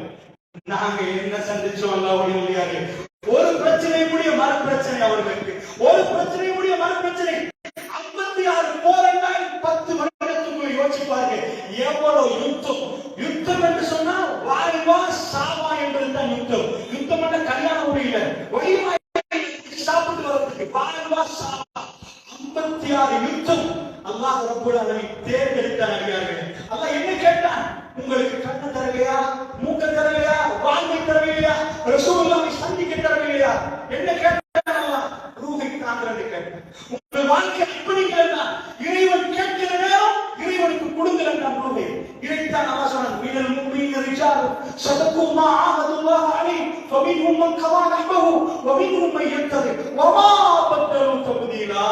மனிதர்களில் சிலர் இருக்கிறார்கள், மினல் முஃமினீன ரிஜால் ஸதகு மா ஆஹதுல்லாஹ் அலைஹி, அல்லாஹ்வுடன் எந்த உடன்படிக்கை செய்தார்களோ அந்த உடன்படிக்கையில் உண்மையாளர்களாக மாறிவிட்டார்கள். என்ன உடன்படிக்கை? இறைவன் மார்க்கத்துக்கு ஏதாவது பிரச்சனையா அந்த இடத்துல நான் இருப்பேன் இறைவா. உன் இறை தூதருக்கு ஏதாவது பிரச்சனையா என்னுடைய குடும்பத்தை விட, பிள்ளையை விட, என்னை விட நான் அவரை பாதுகாப்பேன் இறைவா. என் ரூஹை கொடுத்து கொண்டு உன்னுடைய தூதரை பாதுகாப்பேன். அல்லாஹ் சொல்றான், மினல் முஃமினீன ரிஜால் ஸதகு மா ஆஹதுல்லாஹ் அலைஹி, அல்லாஹ்வுடன் அவர்கள் எடுத்த உடன்படிக்கையை உண்மைப்படுத்தி விட்டார்கள். ஃபமின்ஹும் மன் கதா நஹ்பஹு, தன்னுடைய லட்சியத்தை அடைந்தவர்கள் அவர்கள் இருக்கிறார்கள். ஃபமின்ஹும் மன் யன்தஸிர், எப்ப இறைவா எனக்கு அந்த சந்தர்ப்பம் வரும்? உன்னுடைய பாதையில் உயிரை கொடுப்பதற்கு எப்ப எனக்கு சந்தர்ப்பம் வரும்? உன் தூதருக்கு பணிவிடை செய்வதற்கு எப்ப எனக்கு சந்தர்ப்பம் வரும்? அவர்கள் எதிர்பார்த்தவர்களாக இருப்பார்கள். ஒமா பத்தல் தப்தீலா. இந்த உலகத்தில் ஒரு பொம்பளை அவர்களை மாற்றவில்லை, இந்த உலகத்தில் உள்ள வணிகர்கள் அவர்களை மாற்றவில்லை, இந்த உலகத்தில் உள்ள வியாபாரங்கள் அவர்களை மாற்றவில்லை. எந்த கொள்கையில் உறுதியாக இருந்தார்களோ, எந்த ஆசைகள் எல்லாம் உங்களுக்கு முன்னாடி கொண்டு வைக்கப்படுகிற நேரம் அந்த ஆசைகள் எல்லாம் துரத்தி விட்டு, தூர தள்ளி விட்டு ரப்பை சந்திப்பதற்காக வேண்டி அவர்கள் தங்களை தயார்படுத்திக் கொண்டார்கள். ரப்புல் ஆலமீன் அதை பற்றி பேசுகிறார். அல்லாஹ்வுடைய நல்லடியார்களே, அப்படி என்று சொன்னார். முஅத்தா போர் 56 யுத்தத்துல 19 ரசூலுல்லாஹ் கலந்து கொண்டார். மத்தது ரசூலுல்லாஹ் போகல. அதெல்லாம் ஆட்களை போட்டு அனுப்பினாங்க. நீங்க பாத்துருங்க, சாதாரண யுத்தங்கள் அவை எல்லாம் 56ல மிக முக்கியமான யுத்தங்களில் ரசூலுல்லாஹ் கலந்தாங்கன்னு சொன்னேன். அல்லாஹ்வுடைய நல்லடியார்களே, அப்படி என்றால் இது முக்கியமான யுத்தம். ஆனால் பெருமானாரை அல்லாஹ் ஒரு வேற காரணத்துக்காக மதீனாவில் வைத்து விட்டார். இது புகாரியில் வரக்கூடிய செய்தி. அல்லாஹ்வுடைய நல்லடியார்களே, இந்த யுத்தத்தை பொறுத்தவரை இது கிறிஸ்தவ உலகம் பதிவு செய்து, நீங்க போய் விக்கிபீடியாவுல அவங்க எழுதுறதை பார்க்கலாம். அவங்க புத்தகத்தில் இதை பத்தி முஸ்லிம்களும் அவர்களும் முதலில் மோதக்கூடிய யுத்தம் எந்த அளவுக்கு என்று சொன்னால், சாதாரண ஜசீரத்தில் அரபை பொறுத்தவரை இதுவரைக்கும் அரபர்களுக்குள்ளதான் யுத்தம் நடந்துச்சு. உண்மையா இப்படி சொல்றேன், ஒரு ஊரில் நம்ம நாட்டுல எங்கேயாவது ஒரு வறுமையான ஒரு ஊரு, அந்த ஊரை யாரும் பிடிக்க மாட்டாங்க. அதாவது நம்ம நாட்டுல ஆங்கிலேயர்கள் பிடிச்சாங்க. ஏன் பிடிச்சாங்க? இந்த நாட்டுல சொத்து இருக்கு, நாட்டுல தேயிலை டீ எஸ்டேட் செஞ்சாங்க, கோபி வளர்த்தாங்க, நாட்டுல அவங்க ரயில்வே ட்ராக்குகள் போட்டாங்க. ஏன் போட்டாங்கன்னா அரக்கத்துல போடல, அம்புட்டு ஐம்பத்துக்குள்ள இருக்குது. இந்தியாவை பிடிச்சாங்க, அப்புறம் விட்டுட்டாங்க. எல்லாத்தையும் எவ்வளவு சேகரிக்கிறோமோ அவ்வளவுத்தையும் அவர்கள் சேகரித்து அளவுக்கு சேகரித்தார்கள். பிறகு உங்களுக்கு சுதந்திரம் தருவதோடு விட்டுட்டாங்க.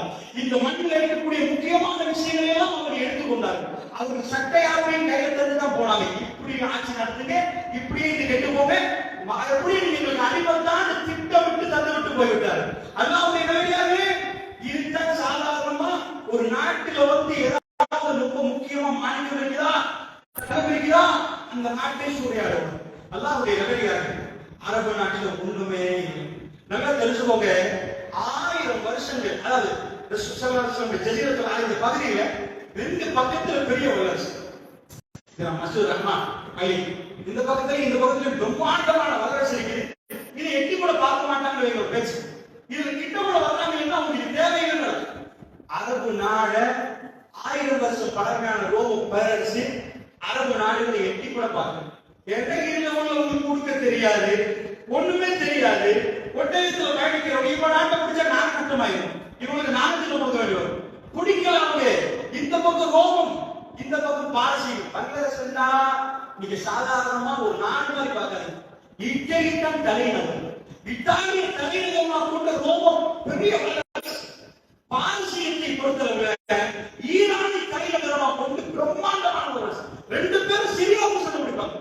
சிரியா ஏழையா ஓடையான்னு சண்டை பிடிப்பாங்க. அப்ப அதுக்குள்ள மெட்ரேன்னு அர்த்தம். சண்டை பிடிப்பாங்க, எட்டி கூட பார்க்கணும், துப்பிடும். இவனெல்லாம் என்னப்பா அந்த அரபு நாட்டுல இருந்து தான் நபி வெளியாகிறார். அப்ப அவங்க ஷாக்காக என்ன ஷாக், எந்த நாட்டு மக்கள் நம்ம கடற்கரையிலையும் ஜசீரத்துல் அரபு ரசூலுல்லாஹ் வென்றுட்டாங்க. அரபுகள் எதுக்கு பிறகு ரசூலுல்லாஹ்வோட போட்டி போடலாது, சண்டை பிடிக்கிறார். ரசூலுல்லாஹ்வுடைய ஆட்சி நிகழ்ந்து இப்ப அடுத்தது 1000 வருஷம் பழமையான ரோம பிரச ஏன் 1000 வருஷம் பழசாக்கான்னு நாம் போய் யோசிச்சு பாருங்க. அவ்வளவு சொத்து 1000 years old empires approximately more than 1000 years. 1000 வருஷத்துக்கு மேல பழசு நுபுவத்துடைய ஆட்சி நிலைநாட்டப்படுகிற நேரம் அந்த புதையல்களும் சொத்துக்களும் ரசூலுல்லாஹ்வுடைய மார்க்கத்துக்காக அல்லாஹ்வுடைய மார்க்கத்துக்கு கொடுக்கப்பட்டுச்சு. இன்னைக்கு நான் நினைக்கிறேன் சவுதி கவர்மெண்ட் வந்து, அதாவது அமெரிக்கா கூடுதலா எதுக்கு செலவழிப்பான்னா நாசாவுக்கு தான் செலவழிக்கும். அவன் பட்ஜெட்ல கூடுதலா ஸ்பேஸ் அதுக்கு செலவழிக்கும். ஏன்னா பூமி அழிக்க போதும். அதனால அவங்க என்ன பண்ணணும், இங்க இருந்து மக்களை கொண்டு போய் சந்திரமண்டலத்துல சரி லேண்ட் பண்ணணும். இது சரியா போகுது. அங்க உள்ள ஐரோப்பால அமெரிக்கால எடுக்க echo friendly products. This is echo friendly product. அது ஓகே.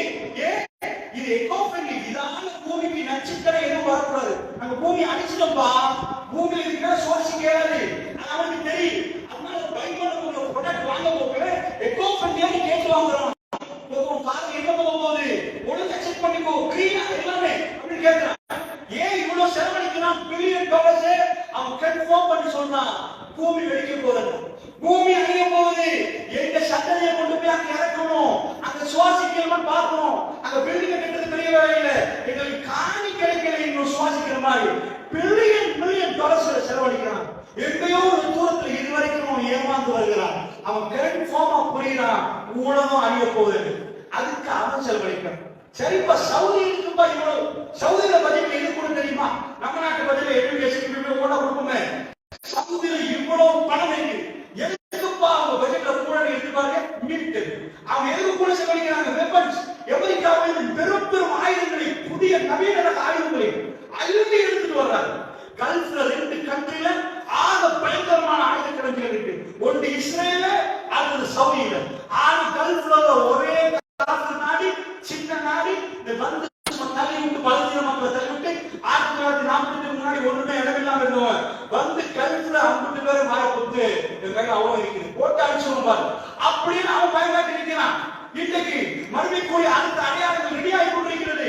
இந்த பக்கம் சவுதி ஆயுதத்தை குவிக்குது. நான் நினைக்கிறேன் ரோம பேரரசு 1000 வருஷம் ஏன் பாசாக்கி தெரியுமா? நபி வரப்போகிறார்.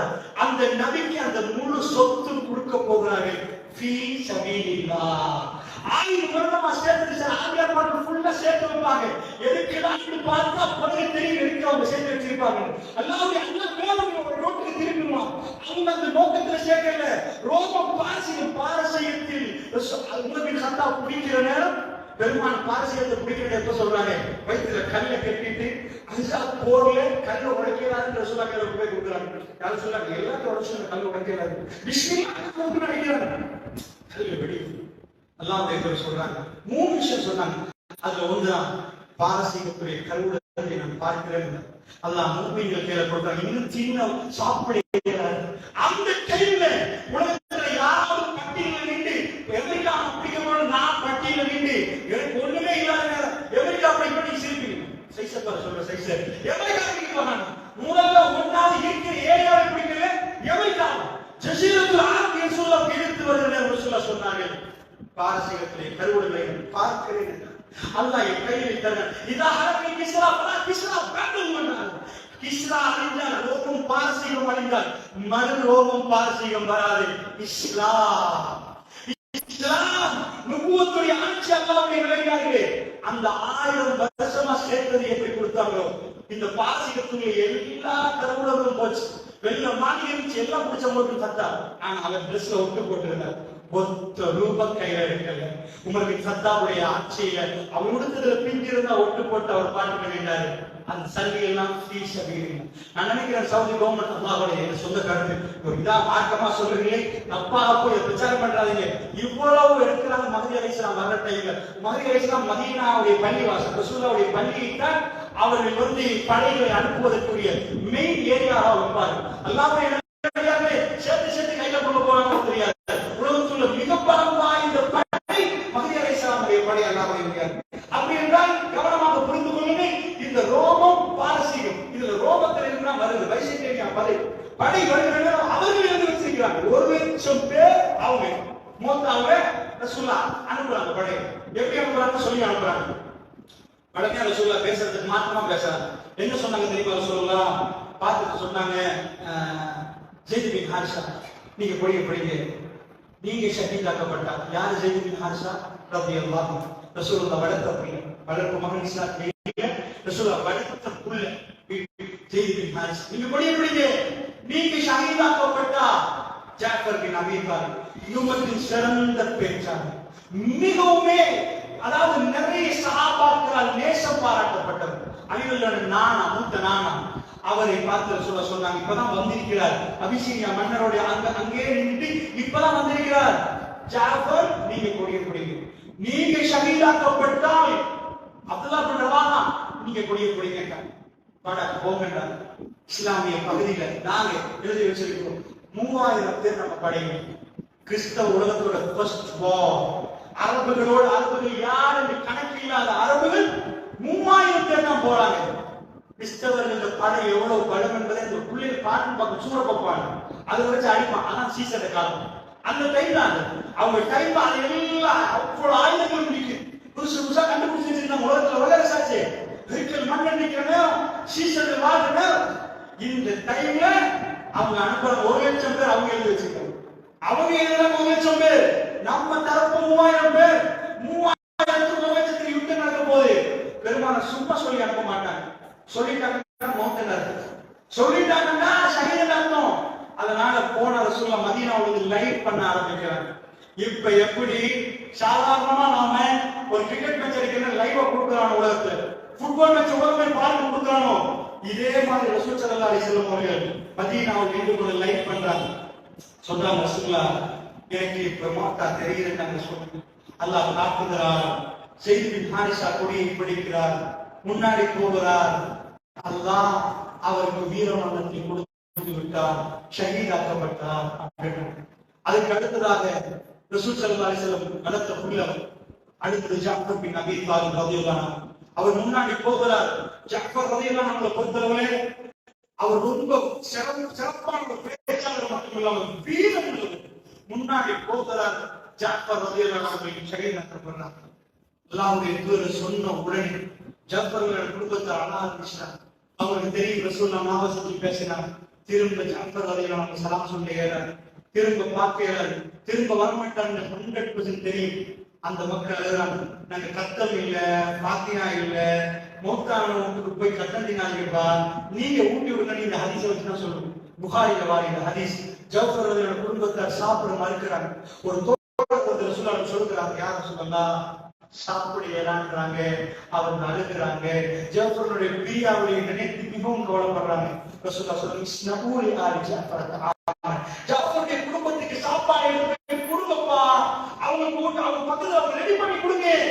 நம்ம கவலைப்படுற நாம பக்கத்துல போய் சாப்பிடணுமா, அல்லாஹ் லேசாக்குவான், அந்த இழப்பை லேசாக்கிடுவான் அல்லாஹ் என்று சொல்ற மாதிரி அல்லாஹ்வுடைய தூதர் சொல்றாங்க, போய் கொடுங்க அவங்களுக்கு. இந்த ஹதீஸ்ல நான் சொல்றோம், மையத்துக்குள்ள போய் அது மத்த மத கலாச்சாரம், இறந்து போனா அவங்க தானம் கொடுப்பாங்க. எங்க மார்க்கத்தில் அது இல்ல. இறந்த வீட்டுக்கு போய் தலையை தடாவி ஆர்வம் சொல்லி சாப்பிடுங்கம்மா, அல்லாஹ் லேசாக்குவோம்மா, இதுதான் ஒருவருக்கு ஒருவர் நாம செய்வது. இன்னைக்கு இறந்த வீட்டுல போய் ஒரு கட்டை அடிச்சு மாற்று கலாச்சாரத்தை பின்பற்றி அவங்கள மாதிரி ஆக்குங்கடா, நல்லா ஆக்குங்க, உள்ளவெல்லாம் வந்து சந்தோஷமா சாப்பிடுவாங்க. அவர் சாவ காட்டி இருந்த எப்ப சாப்பிடுற மாதிரி நிக்கு. அப்படிப்பட்ட மிருகத்தனமான கொள்கை உள்ள மார்க்கம் அல்ல இந்த மார்க்கம். அவர்களுடைய கவலைகளை புரிந்து அவர்கள் பக்கத்தில் நின்று ஆறுதல் சொல்லக்கூடிய மார்க்கம் எல்லாம் கிடையாது. என்ன நடக்குது? இதுதான் ஜாஃபர் பின் அபீ தாலிப் ரலியல்லாஹு அன்ஹு. அவர் மௌத்தாகிட்டார். அடுத்தது அப்துல்லா பின் ரவாஹ், அவர் கொடியை பிடிக்கிறார், முன்னாடி போகிறார், அவர் ஷஹீதாக்கப்பட்டார். ரசூலுல்லாஹ் நானாவது சொல்லல, யாருக்கு சொல்லல, ஆனா அல்லாஹ்வுடைய தூதர் லைட் பண்றாங்க. மதீனாவுக்கு லைட் பண்றாங்க. நாம கேமரா கொண்டு போ மோத்தாவை வச்ச என்னாது, மூணாவது ஆள் அவரு போயிட்டாரு. இப்ப யாரு தலைவர் ஒரு சர்ச்சை நடக்குது, நானா நீங்களே யாரு, அப்படி நானா நீங்க போட்டி போடவே இல்லை. சஹாபாக்கள் பக்கத்துல நிக்கிற சாலிபின் வருகிறது, அவங்க கையில் போய் முடிவு கொடுக்குறாங்க, நீங்க தான் தலைவர். அவர் ஏறான்றாரு, இப்பதான் இஸ்லாத்துக்கு வந்தேன், இப்பதான் இஸ்லாத்துக்கு வந்தேன், நான் எப்படி முடிவு முடிக்கிறது. நல்லா புரிஞ்சுக்கோங்க, இது வரைக்கும் அவர் காப்பிடாங்க. ரசூலுல்லாஹ் அதாவது உகதுல அவர்தான் படையெடுத்தே வந்தவர். மெயினா இது 5-6 உதைபியா ஒப்பந்தத்துல 200 பேரோட குதிரையோட நின்றவர் அவர்தான். அப்பதான் ஸலாத்துல் அதாவது அச்சர தொழுகை நடந்தது. அவர்தான் நிக்கிறார் ரசூலுல்லாஹ் கொல்ல. அவர் இப்ப ஷஹாதத்தை ஏற்றுக்கொண்டு இஸ்லாத்துக்கு வந்திருக்கிறார். அவர் சொன்னார், நான் புதுசு இஸ்லாத்துக்கு வந்து கடுமையான போர் வீரர், நான் புதுசு, எனக்கு ஏறாது. வற்புறுத்தி சஹாபாக்கள் கையில கொடுக்குறாங்க, கையில கொடி எடுக்கிறார். ரசூலுல்லாஹ் சொன்னார்கள், மதீனாவுல இருந்து லைட் பண்றாங்க, ஸைஃபுன் மின் ஸுயூஃபில்லாஹ், அல்லாஹ்வுடைய வாட்களில் ஒரு வாள், காலித் பின் வலீத் கொடியை பிடித்து விட்டார். அல்லாஹ் அவர் கையிலே வெற்றியை கொடுத்தார். கிறிஸ்தவர்கள் எழுதுகிறார்கள் இந்த யுத்தத்திலே, அதாவது வெற்றி தோல்வி இல்லாமல் முடிந்தது. முஸ்லிம்களாகிய நாம் சொல்லுகிறோம், நாம் வெற்றி. நிஜமாக யுத்தத்தில் என்ன நடந்துச்சு? அல்லாஹ்வுடைய நல்லடியார்களே, காலித் பின் வலீத் ரலியல்லாஹு வர்றாங்க.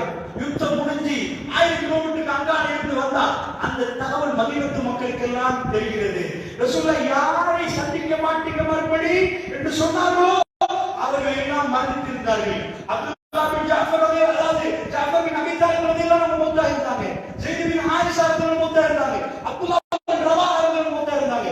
இவர் வருகிறார் ரசூலுல்லாஹ் சல்லைக்கு வந்து நீட்ட ஒரு வாள் எடுத்தார். யமன் நாட்டு வாள் எடுத்தார். யா ரசூலுல்லாஹ், அல்லாஹ் இந்த பரக்கத்து செய்கிறார். என் கரத்திலிருந்து 7 வாள் உடைந்து விட்டது. 7 அல்லது 9 வாள்கள் உடைந்து விட்டது. யார் சொல்றார்? கடைசியாக இந்த வாளில் அல்லாஹ் பரக்கத்து வைத்தாங்க. யுத்தத்தில் என்ன நடந்துச்சு? நிஜமா அவங்க சொல்றாங்க யுத்தம் வெற்றி தோல்வியில் இருக்கு. நாங்க சொல்றோம் அந்த வெற்றியை எப்படி வெற்றி என்பதை நான் சொல்கிறேன். யுத்தத்துல முன்னுக்கு கழிக்கிற காலித் பின் வலீத் தலைமைத்துவத்தை ஏற்றுக்கொண்டவுடனே படை இப்படி இருந்துச்சு, படை இப்படி விரித்தார். இந்த மாதிரி இருக்கிற படைய இப்படி இருக்கிறவங்க இப்படி விரித்து விட்டார். அப்ப இந்த நேரம் ரொம்ப பெரிய தூரத்துக்கு மக்கள் இருக்கிற மாதிரி தெரியும். அல்லாஹ் அவங்க கல்வியில பயத்தை உண்டாக்கிட்டாங்க. படை இப்படி வந்து அவங்க நினைச்சிட்டாங்க மதீனாவுல புதிய படை வந்திருக்குது, இந்த படை புதுசா நினைச்சாங்க. அவங்க ஒரு ஸ்டெப் பேக் வச்சாங்க, ஒரு ஸ்டெப் பேக் வச்சாங்க. யார்? வல்லரசி ஒரு ஸ்டெப் பின்னாடி வச்ச உடனே காலித் பின் வலீத் சொன்னாங்க, நான் ஒரு ஸ்டெப் பின்னாடி வச்சேன். யார் சொல்லுங்க? அவன் இன்னொரு ஸ்டெப் பின்னாடி வச்சான், நான் இன்னொரு ஸ்டெப் பின்னாடி வச்சேன். அவர்கள் அங்கால பின்னுக்கு வைக்க, நாங்க இங்கால பின்னுக்கு வைக்க, யுத்தம் முடிய நாங்க வச்சிருக்கோம். என்ன இது யுத்தம்? சண்டை முடிச்சு வெற்றி இல்லை. நாங்க ஏன் வெற்றின்னு சொல்லுவோம் தெரியுமா? எங்களை கண்டு வல்லரசு நடுங்கிய ஃபர்ஸ்ட் இடம் அது. அவர்கள் தான் ஃபர்ஸ்ட்க்கு பின்னாடி போனாங்க, நாங்களும் பின்னாடி போனோம். அதுக்கு பிறகு தபூக்ல முழு விஷயமும் காட்டி அப்புறமேல ரோம பாரசீகம் உடைஞ்சு போயிடும். முஸ்லிம்கள் பலமாயிருவார்கள். ஆனா ஃபர்ஸ்ட் வார் இது, ஃபர்ஸ்ட் வார் அவர்கள் பயந்தார்கள். அல்லாஹ் அந்த பயத்தை உண்டாக்கி வைத்திருந்தார். மூமின்களோட அந்த பயம், மூமின்களோட யாருக்கு கிட்ட வர முடியாது. அல்லாஹ் அந்த பயத்தை அவர் உருவாக்குவான். அல்லாஹ்வுடைய நல்லடியார்களே, நினைத்து விடாதீர்கள் வாளால் வெற்றி, வாளால் இந்த வாளால் தான் இந்த மார்க்கம் உருவாச்சு, வாளால் தான் இந்த மக்கள் இஸ்லாத்துக்கு வந்தாங்க. இல்ல, அடிக்கடி நீங்க வரலாறு பார்த்தீங்கன்னா வளரும் எல்லாமே ஹராத்துல தான். உதைபியாவுக்கு போற நேரம் எப்ப வாழை தூக்கி வெட்ட ஏறாதோ, ஹராமோ அதாவது வேட்டையாடுறது ஹராமோ அந்த டைம்ல தான் அல்லாஹ் ஹுதைபியாக்கு வெற்றியை கொடுக்கிறான். பத்ருல் மக்கா போன ரசூலுல்லாஹ் இஹ்ராம் முடிச்சிட்டாங்கன்னா வாளை பிடிச்சு வெட்ட ஏறாது, அறுக்கவே ஏறாது, நின்னுட்டு குத்தி குறைச்சா எப்ப சண்டை ஏறாதோ அப்பதான் பத்ருல் மக்கா நடந்துச்சு. அல்லாஹ் என்ன காரணம்? லப்பைக் அல்லாஹும்ம லப்பைக், வாளால் பரப்பப்பட்ட மார்க்கம் அல்ல இது, ரப்புடைய உதவியால் பரப்பப்பட்ட மார்க்கம் அல்லாஹ்வுடைய நிலையாக. அப்படி என்றால் இது அத்தனை நான் ஏன் உங்களுக்கு சொல்கிறேன் சொன்னான், இந்த அடிப்படையை சொல்லாம நான் மறுமை அடையாளத்துக்கு போக விருப்பப்படவில்லை. ஏன் விருப்பப்படவில்லை என்று சொன்னான், இந்த இடத்தில் காணாத ஷாமை பத்தி ரசூலுல்லாஹ் மதீனாவில் லைவ் டெலிகாஸ்ட் பண்றாங்கடா. காணாத கபரை பத்தி ரசூலுல்லாஹ் நானும் நீங்கள் காணாத கபரை பற்றி பெருமானாருக்கு அல்லாஹ் காட்சிப்படுத்தப்படுகிற நேரம் பெருமானார் சொல்கிறார்கள் என்று சொன்னால் அந்த விஷயம் எனக்கும் உங்களுக்கும் நடக்க போகிறது. காணாத மறுமையை பற்றி ரசூலுல்லாஹ் பேசுறாங்களே, இந்த உலகத்திலே ரசூலுல்லாஹ் காணாத ஷாம்ல நடக்கிற யுத்தத்தை மதீனாவில் உட்கார்ந்து லைவ் டெலிகாஸ்ட் பண்ணீங்கன்னா நரகத்தையும் சொர்க்கத்தையும் பற்றி ரசூலுல்லாஹ் லைவ் டெலிகாஸ்ட் பண்ண முடியுமா முடியாதா? இதுக்கு பிறகு என்ன நடக்க போகுது சொன்னால் அது அப்படியே அல்லாஹ்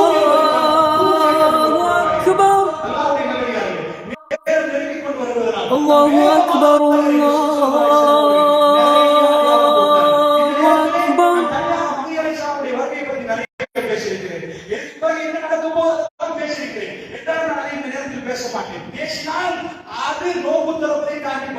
முக்கியமான ஒரு சில விஷயங்களை மட்டும் பேசி அல்லாஹ் திருப்பெருத்தத்தை எடுப்பதற்காக வேண்டிய வாழ்க்கையை மாற்றிக் கொள்வோம் என்ற நோக்கத்தில் ஒரு சில ஹதீஸ்களுக்கு முன்னாடி பதிவு செய்யலாம் நினைக்கிறேன். நபிகள் நாயகம் ஸல்லல்லாஹு அலைஹி வஸல்லம் அவர்கள் சொன்னார்கள், மக்கா மதீனா வாசிகள் எல்லாம் பார்த்தவர்கள் சொன்னார்கள், வரலை கேட்கிறார்கள். சஹீஹுல் புகாரியில் இந்த செய்தி வருகிறது. இந்த செய்தியில் ரசூலுல்லாஹ் சொன்னார்கள், வரலை மீட்டி விட்டு சொன்னார்கள், ஹிஜாஸை பார்த்தோம். ஹிஜாஸ் என்பது நீங்கள் மக்காவுக்கு போனவங்களுக்கு தெரியும், ஹிஜாஸ் மாநிலம், ஒரு மாநிலம் இருக்கிறது. இந்த ஹிஜாஸ் என்றால் மதீனாவுக்கு பக்கத்தில். ரசூல் ஸல்லல்லாஹு அலைஹி வஸல்லம் அவர்கள் மதீனா அந்த ஹிஜாஸுக்குள் ஆடுது. மதீனா அந்த பக்கத்துல காட்டி ஹிஜாஸிலே ரசூலுல்லாஹ் வரலை மீட்டி சொன்னார்கள், ஒரு நெருப்பு எடுக்கும் என்றார்கள். இந்த நெருப்பு பஸராவுல உள்ள ஒட்டகங்கள் உள்ள சங்கிலியில அவருடைய ஜுவால் தெரியும் என்றார். அதுக்கு போய் சங்கிலியில போய் ஜுவால பார்த்தது இல்லை. நெருப்பு தெரியும் என்ற அர்த்தம், ஹிஜாஸ்ல இருக்கிற நெருப்பு வானத்தை நோக்கி போகும். அந்த வானத்தை நோக்கி எடுத்தால் அது பஸராவுக்கு தெரியும் என்றார். பஸராவுக்கு தெரியும் என்றார். இது ஓமியா பேசுறது. பஸராவுல ஒட்டகத்துடைய சங்கிலியில ஜுவால் தெரியும் அர்த்தம். அந்த சங்கிலியில போய் ஜுவால தேட சொல்லல, மேல எடுக்கிற நெருப்பு நிறைய தூரம். கொரோனாவில தென்டங்கி பத்தி போச்சு, அந்த நேரத்தில் வெடிச்சிச்சு. அப்ப நிறைய தூரத்துக்கு புகைப்படம் தெரிஞ்சு அல்லாஹ்வுடைய நபியார் நோயா இருப்பாங்க. அங்க ஒரு தோட்டக்காரர் சொன்னார், இங்க கருப்பு கருப்பா விழுந்து செல்லும், இங்க கருப்பு கருப்பா விழுந்து செல்லாரு. அந்த தென்டங்கி 10 நேரம் கொரோனாவில் அங்க போய் விழுந்திருக்கிறது அல்லாஹ்வுடைய நபியார் மனைவி பேருங்க. அதனால மேல எடுத்த நெருப்பு தூரத்துக்கு தெரிய ஆரம்பிக்கும். கடுமையான நெருப்பு எடுத்தால் அது பயங்கரமான நெருப்பாக இருந்தால் அதனுடைய தாக்கம் பஸராவுக்கு தெரியும். ரசூலுல்லாஹ் சொல்லிவிட்டார்கள், மௌத்தாகி விட்டார்கள். 100 ஆண்டுகள் கழிந்து விட்டது, 200 ஆண்டுகள் கழிந்து விட்டது, ஒரு நெருப்பும் இல்லை. 300 ஆண்டுகள் கழிந்து விட்டது இல்லை, 500 ஆண்டுகள் கழிந்து விட்டது இல்லை. ஹிஜ்ரி 654 சவுதி அரசாங்கத்துடைய ஆவண காப்பகத்தில் இருக்கிறது. அல்லாஹ்வுடைய நல்லடியார்களே, இந்த கடிதம் பஸராவில் வந்த கடிதம், இதை பற்றி இமாம்கள் எழுதுகிறார்கள். என்ன ஹிஜ்ரி 654 ஆண்டில் ஒரு பெரும் நெருப்பு எடுக்கிறது. அவசரமாக மக்கள் ஓடி வந்து மஸ்ஜித் நபவியிலே மறுமை நாட்கள் வரப்போகுது என்று அவர்கள் தௌபாவிலே ஈடுபட்டார்கள். பயந்து நிஜமாக ரசூலுல்லாஹ் சொன்ன அந்த நெருப்பு அது அல்லாஹ்வுடைய நேரடியாக யூகம் தான். 100% இதுதான் சொல்லுகிறார். ஆனால் இமாம்கள் இதை நோக்கித்தான் வேலை நீட்டுகிறார்கள். ஹிஜாஸில் எடுத்து நெருப்பு பயங்கரமாக எடுக்க ஆரம்பிக்கும். இன்னைக்கு நீ கூகுள்ல போய் பாத்தீங்கன்னா அங்க சவுதிக்கு போறவங்களுக்கு தெரியும், சவுதி கவர்மெண்ட் ஒரு பெரிய ஹைவே போட்டிருக்கு, எல்லா இடத்துலையும் இந்த ஹிஜாஸ்ல இந்த நெருப்பு தினம் 2 சைடு நீங்க பார்க்கலாம்.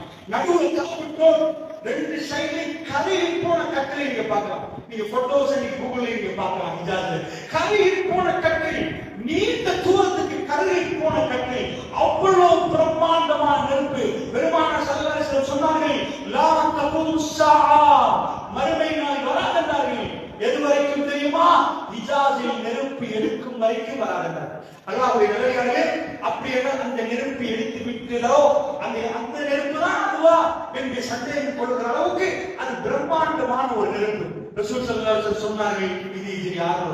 பெருமானார் அடையாளம் போடுகிற நேரம் இடைக்கிட சொல்லுவாங்க. நான் போடக்கூடியது வர நேரம் ஃபர்ஸ்ட் தெய்வல, அப்புறமேல பாண்டதுர, அப்புறமேல வாத்துவ, அதுக்கப்புறம் கவுந்தர, அதுக்கப்புறம் வயாகல.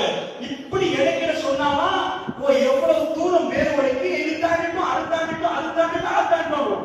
இதே மாதிரி பெருமானார் இடைக்கிட நிறைய சொன்னார்கள். அவைகளை எல்லாம் இந்த நேரத்தில் சொல்வதற்குரிய நேரங்கள் நேரடியாக நம்ம காலத்துக்கு வருது. நேரடியாக இந்த டைம்ல இடைக்கிட அடையாளங்கள் போடப்பட்ட அந்த அடையாளங்களை இந்த உம்மத்தினர்கள் பார்த்துக் கொண்டே வந்தார்கள். அந்த பார்க்கிற நேரமெல்லாம் கதிவழங்கி போகின்றார்கள். மறுமை நமக்கு நெருங்கிறது, திடீர்னு மறுமை வந்து விடுமா என்று நினைக்கிற அளவுக்கு பயங்கரமாக ரசூலுல்லாஹ் சொன்னது அவ்வளவுமே நடந்து வருகிறது. ஸ்பெஷலி யுத்தங்கள் அவை தனித்தலைப்பாக பேசப்படும். இந்த ஈராக், சிரியா, பலஸ்தீன், துருக்கி, இந்த பார்டர் ரெட் அலர்ட், இதுக்குள்ள உள்ள யுத்தங்கள் எக்கச்சக்கமாக பேசப்பட்டிருக்கிறது. அது ஒவ்வொன்றும் அப்படியே கச்சிதமா எப்படி ஹதீஸ்களில் இருக்கிறதோ அப்படியே நகர்ந்து கொண்டு போவதை நாம் பார்க்கிறோம். அல்லாஹ் வழியாக நீங்கள் இந்த யூதர்களும் சட்டை பிடிப்பீர்கள் என்று ரசூல் ஸல்லல்லாஹு அலைஹி வஸல்லம் 1948க்கு முன்னாடி சொல்ல முடியாது. ஏன் சொல்ல முடியாது? யூதர்கள் சரியாக இப்பதான் ஜெருசலத்துக்கு வருகிறார்கள். நீங்கள் சண்டை பிடிப்பீர்கள் என்று ரசூல் அதுவரைக்கும் மறுமையினால் வராதுன்னார்.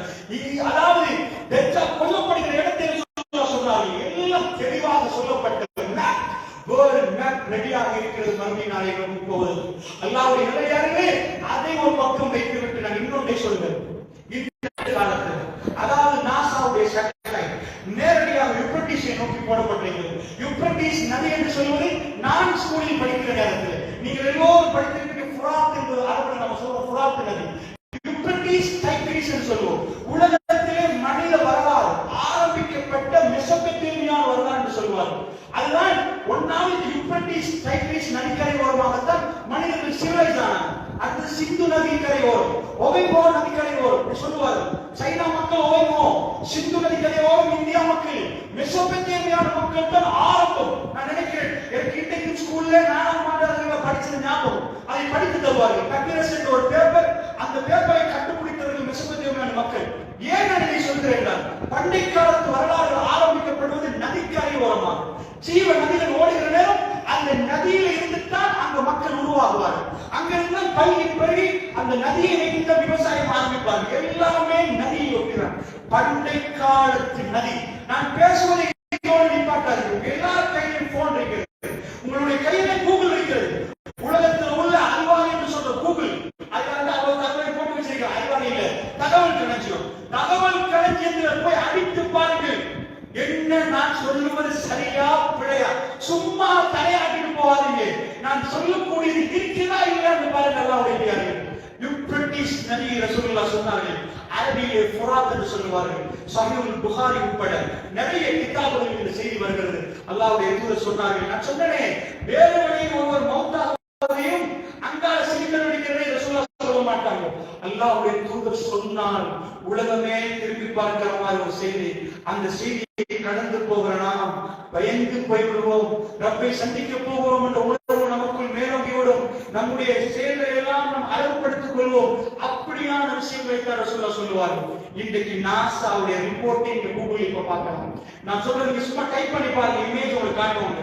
நாசா 2007ஆம் ஆண்டுல எடுத்த சேட்டலைட் ரிப்போர்ட்டும் இப்ப எடுத்த நிறைய வீடியோ, கிறிஸ்தவர்களும் நிறைய வீடியோ யூடியூப்ல அப்லோட் பண்ணியிருக்கிறார்கள்.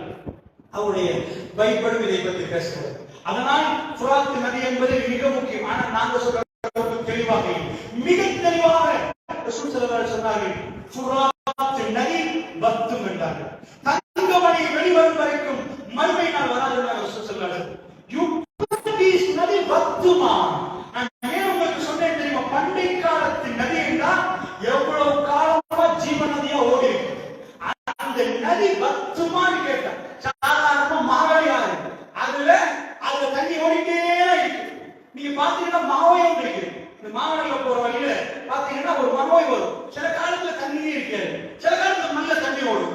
எதிரோய் நீங்க பாத்துருக்கீங்க. குருநாகல பக்கத்துல போய் நீங்க வேண்டி பார்த்தா அந்த பக்கம் போற நேரம் எதிரோய் ஒரு காலத்துல தண்ணி அப்படி ஓடும், சில காலத்துல தண்ணி இருக்கிற மண்ணு மட்டுமே தெரியும். எப்படிப்பா இவ்வளவு ஓடுமா, எங்கால இவ்வளவு தண்ணி கேட்கிற மாதிரி அந்த டைம்ல தண்ணி ரொம்ப குறைஞ்சிருக்கு. யூப்ரட்டிஸ் நதி அப்படியே நீங்கள் 1000 வருஷமா அதோடைய ரிசர்ச் எடுத்து பாத்தீங்கன்னா அது ஜீவன் நதி. ஜீவன் நதி எப்படி ஜீவன் நதி? துருக்கிக்கு, ஈராக்குக்கு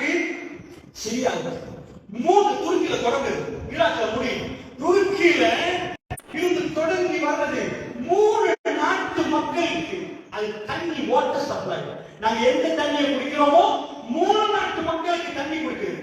3 கோடிக்கு மேற்பட்டவர்கள் அந்த தண்ணி எடுத்து குடிக்கிறார்கள். வாட்டர் கிளீன் பண்ணி பியூரிஃபை பண்ணி தண்ணி லைஃப் கொடுக்கிற அளவுக்கு அப்படிப்பட்ட ஜீவன் அது. இன்றைக்கு ஈரானுடைய பத்திரிகைகள் எல்லாம் தண்ணி பற்றாக்குறை, சிரியாவில் தண்ணி பற்றாக்குறை, குடிக்கிற தண்ணி ஏன் யூப்ரட்டிஸ் வந்தது, கண்ணு முன்னாடி வந்தது. அது சம்பந்தமான ஆர்டிகல்ஸ் எக்கச்சக்கமா அவர் ரீட் பண்ணலாம். நான் அதை டீப்பாக பேச விரும்பவில்லை. என்றாலும் உங்களுக்கு சொல்றேன், நாசாவுடைய ஒரு வீடியோ சேட்டலைட்டை நான் பார்த்தேன். சேட்டலைட் ரிப்போர்ட்ல இப்படி ஒரு கொளுத்திருந்தவரால மெழுத்து காட்டினா எப்படி இருக்குமோ, கொளுத்தவரால் போட்டு இப்படி ஆக்கினா எப்படி இருக்குமோ, யூப்ரட்டிஸ் நதி அப்படி ஒரு லைனா மாறி இருக்கிறது. நாசாவுடைய அறிக்கையில இப்படி வந்தது, இப்போ ஒரு லைனா மாறிக்கொண்டிருக்கிறது. லைன் தான் என்ன சொல்ற ஓடு மாதிரி ஆகிட்டு இன்னும் தண்ணியோடு தான் செய்யுது. 6,000 வருடங்களுக்கு பிறகு 2007ஆம் ஆண்டு தொடக்கம் அந்த நதி பாறையில வத்தி வத்தி வத்தி வத்தி கட்டுமையாக வத்தி கொண்டு போகிறது. இப்ப தொல்பொருள் ஆய்வாளர் நல்ல கவனமா நான் சொல்வது புரிஞ்சு போங்க. இது நான் சொல்லுவது ஹதீஸ் இல்லை, இந்த துண்டு ஹதீஸ் இல்ல, ஆய்வு. இது சரியாகவும் இருக்கலாம், பிழையாகவும் இருக்கலாம். ஒருத்தர் சொல்றாரு வானத்தை பார்த்துட்டு, ஆய்வாளர் சொல்றார் ஓ மழை பெய்யும் என்று. சில வேளை மழை பெய்யும், பெய்யாம இருக்கும். தொல்பொருள் ஆய்வாளர்கள் இந்த நதியை ஆய்வு பண்றாங்க, நிறைய மெஷினரிஸ் கொண்டு வராங்க, சேட்டலைட் வருகிறது. நான் பார்த்த ஒரு ரிப்போர்ட் விக்கிபீடியா, சரி ஏதாவது உங்களை பார்க்கிறேன். இதை விட்டு என்ன ரசூலுல்லாஹ் சொன்னா நினைக்காதீங்க. அது ரசூலுல்லாஹ் சொல்ற நாங்க பள்ளியில பேசுவோம். அமெரிக்கா கவர்மெண்ட் ப்ராஃபெட் முஹம்மது சொன்னாங்க, ஆய்வுக்கு உட்படுத்தப்படும். ஏன்னா நமக்கு தெரியும் இது ஒரு புதையல பத்தி உள்ள அடிப்படை. இது புதையல். இந்த புதையல் வெளியாக பண்றாங்க கட்டுமையான தங்கம். யாரும் போகாதீங்க ரசூலுல்லாஹ். நீங்க யாரும் போய் எடுக்காதீங்க கேள்விப்பட்டா 100 பேர் போனா 99 பேர் கொலை செய்யப்படுவீங்க. அதுக்கு அடுத்த 99% சாவீங்க. அதிபயங்கரமான யுத்தம் நடக்க போகுது. முஸ்லிம்களே நீங்க போக வேண்டாம் என்றாங்க ரசூலுல்லாஹ். அப்படி என்றால் நதி இன்றைக்கு வத்தி கொண்டு போகுது. வீட்டுக்கு போய் சும்மா இருக்கிற நேரம் வேற வேற கிட்டாம் படிங்க. ஹதீஸ் எடுத்து எத்தனை ஹதீஸ படிக்கலாம், மாசமா உங்களுக்கு படிக்கலாம். அவ்வளவு தகவல்கள் இருக்கிறது அல்லாஹ்வுடைய வழியாக. என்ன இன்றைக்கு நதி கரைகளில் வெள்ளம் உள்ள போய் நம்ம பார்த்துட்டு போயிங்க. கொப்பளை டேம் வத்தி போனா இருக்கிற வீடெல்லாம் தெரியும். மறுபடியும் தண்ணி வந்தா எல்லாம் அடிபட்டு போயிடும். பண்டை காலத்து பொருட்கள் மெல்ல மெல்ல வெளியாகுது. தங்கமன சொல்ல பண்டை காலத்து பொருட்கள் வெளியாக ஆரம்பித்திருக்கிறது. நதி கரை ரொம்ப தூரம் போயிருக்கிறது. நதி வத்தி கொண்டே போகிறது. இத்தனை ஆயிரம் வருடங்களாக மனித வரலாறு உருவாக்கப்பட்ட அந்த யூப்ரட்டிஸ் நதி பயங்கரமாக வருவதை மனிதர்களும் பார்த்து எதுக்கு தெரியுமா? சரி, எதுக்கு? அங்க எந்த வழியாக போகுது? அந்த தங்கமலை எடுக்கிறதுக்கு தான் இதெல்லாம் மூமின்கள் பயங்கரமாக பார்க்கிறார்கள். ஏன் தெரியுமா? அண்மையில் ஒரு ரிப்போர்ட் வெளியிட்டிருந்தாங்க ஆய்வாளர்கள். அதை பார்த்து தொல்பொருள் ஆய்வாளர்கள் சொல்றாங்க, இது அண்ணனவா கிட்டத்தட்ட 20-40 ஆகுங்க டாக்டரா ட்ரைவர் ஃபுல் வந்து. அதான் சொல்றேன், இது ஹதீஸ் இல்ல, இது ஆய்வாளர்கள் சொல்ற அறிக்கை. நான் சொல்றேன், அவங்க சொல்றாரு நியர்லி 20-40 ஆக போகல. யூப்ரட்டிஸ் உள்ள செத்து பேர் யூப்ரட்டிஸ் வத்தி பயிர் பண்றாங்க. அல்லாஹ்வுடைய வீடியோவில் சில வேளை நானும் நீங்கள் உயிரோடு இருக்கிற நேரம் அது 2035 நடக்கலாம், எப்பயும் நடக்கலாம், அல்லாஹ் ஆலம். அந்த வீடியோ கேமராக்கள் லைவ் டெலிகாஸ்ட் பண்ணினார். யூப்ரட்டிஸ் வத்திட்டு சொல்றாங்க, கால நபியுனா ஸல்லல்லாஹு அலைஹி வஸல்லம், கால ரசூலுல்லாஹி ஸல்லல்லாஹு அலைஹி வஸல்லம், லா தகூமு ஸாஆ, மறுமையினால் வராத ரசூலுல்லாஹ், ஃபுராத் நதி வத்தாமல், தங்கமலை வெளிவராமல், மறுமையினால் வராததாலே மிக முக்கியமாக உலகமே பார்க்க 100% லைவ் டெலிகாஸ்ட் பண்ணப்படுற அளவுக்கு இன்றைக்கு கேமராக்கள் நடந்துவிட்டது. அதனுடைய யுத்தம் பயங்கரமாக பேசப்படும் என்று நம்புகிறேன் நான். 199 பேர் கொலை செய்யப்படுவார்கள். அவ்வளவு பெரிய சாவை சந்திக்கக்கூடிய அந்த பிரம்மாண்டமான யுத்தம் அல்லது அந்த ஃபுராத் நதி வத்தி தங்கமலை வெளிவரக்கூடிய அதிசயத்தை பார்க்கும் வரைக்கும் நம் ஈமானை பிற்படுத்த தேவையில்லை. அல்லாஹ் மீது ஆணையாக நடக்க போகிறது. அல்லாஹ்வுடைய எப்படி ரசூலுல்லாஹ் இதுக்கு முன்னாடி சொன்னதெல்லாம் நடக்கிறதோ அது நடப்பதற்குரிய அறிகுறி நமக்கு தெரிகிறது. சில வேளை நாங்கள் மூத்தாய் நம்முடைய பிள்ளைகளை பார்க்கும்போது தெரியாது. அல்லாஹ்வுடைய நல்லடியார்களே, அதனால் சொல்கிறேன், எனக்கு படித்து தந்த உஸ்தாத் அவருக்கு சஹீஹ் முஸ்லிமில் அந்த ஹதீஸை சொல்வதை இன்றைக்கு ஞாபகம் சொன்னார். ஹதீஸை சொல்லிவிட்டு சொன்னார், ஈராக்கு பொருளாதார தடை வரும் என்றார், ஈராக்கு பிறகு சிரியாவுக்கு பொருளாதார தடை வரும் என்றார். இது ஹதீஸ் என்று சொன்னார். அவர் சொல்லிவிட்டு மௌத்தாகி விட்டார். நாம் அதை பார்த்தோம், அல்லாஹ்வுடைய நல்லடியார்களே. ஹதீஸிலே முஸ்லிமிலே வரக்கூடிய அந்த செய்திகள். அதனால் உங்களுக்கு நான் சொல்கிறேன், இந்த விடயங்கள் சிலரை நாம் கடந்து போக வேண்டியாகும். மறுமைக்கு நாம் மிகவும் நெருங்கி விட்டோம் என்பதற்கான அடையாளம் அல்லாஹ்வுடைய நபிகள் நாயகம் ஸல்லல்லாஹு அலைஹி வஸல்லம் அவர்கள் சொன்னார்கள், மறுமை நாள் நெருங்குகிற நேரம் என்ன நடக்கும்? ஒரு நீண்ட ஒரு அழகான ஹதீஸ். இந்த ஹதீஸை படிக்காத யாரும் இருக்க மாட்டீங்க. ஆனா அந்த ஹதீஸை அவரோட சொல்வதற்கு நேரம் இடம் கொடுக்காது. இந்த ஹதீஸ் ஜிப்ரீல் என்று பெயர் வைத்திருக்கிறார். முத்தவாத்திரான செய்தி, முத்தவாத்திர சஹீஹ் உச்சகட்டமான செய்தி. இந்த ஹதீஸை படிக்காத எந்த மௌலவியும் இருக்க மாட்டார். கிதாபை திறந்தா புகாரிலே, முஸ்லிமிலே திறந்தா இந்த ஹதீஸ் வரும். அப்படிப்பட்ட ஹதீஸ். இந்த ஹதீஸ் உங்களுக்கு எல்லாருக்கும் தெரிஞ்ச ஹதீஸ். அந்த ஹதீஸை முழுக்க சொல்ல மாட்டேன். இப்பொழுது நேரம் கடையாக அமைந்திருப்பதனால் அந்த ஹதீஸுடைய கடைசி பகுதி. அல்லாஹ்வுடைய தூதர் ஸல்லல்லாஹு அலைஹி வஸல்லம் அவர்கள் ஒரு மனிதரை சந்திக்க வருகிறார். அந்த மனிதர் யார் அப்படின்னு கேட்டீங்கன்னா ஜிப்ரீல் அலைஹிஸ்ஸலாம்.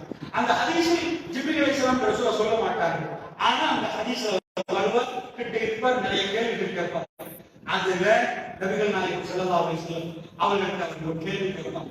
மத்தஸா, எப்ப மறுமை வரும் என்று சொன்னாங்க. எப்ப மறுமை வரும்? நபிகள் நாயகம் ஸல்லல்லாஹு அலைஹி வஸல்லம் சொல்லல 2092ல இப்படிதான் வரும் அப்படின்னு சொல்லல. அல்லாஹ்வுடைய ஹிஜ்ரி ஆண்டுல கூட சொல்லல. என்ன சொன்னாங்க? நபிகள் நாயகம் ஸல்லல்லாஹு அலைஹி வஸல்லம் அவர்கள் மறுமை எப்ப வரும் என்று கேட்கிறவர்கள் பார்த்து சொன்னாங்க, யார் என்னிடம் கேட்கிறீர்களோ கேட்கப்படுபவர் என்ற யாருக்குமே தெரியாது. வந்தவர் ஜிப்ரீல் அலைஹிஸ்ஸலாம் மனித தோற்றத்தில் வந்திருக்கிறார். அல்லாஹ் ஒரு நாள் இவர் ஜிப்ரீல் பாருங்கடா அப்படி அல்லாஹ் சொன்னதில்லை. அல்லாஹ் அப்படி அதிசயம் காட்ட மாட்டான்.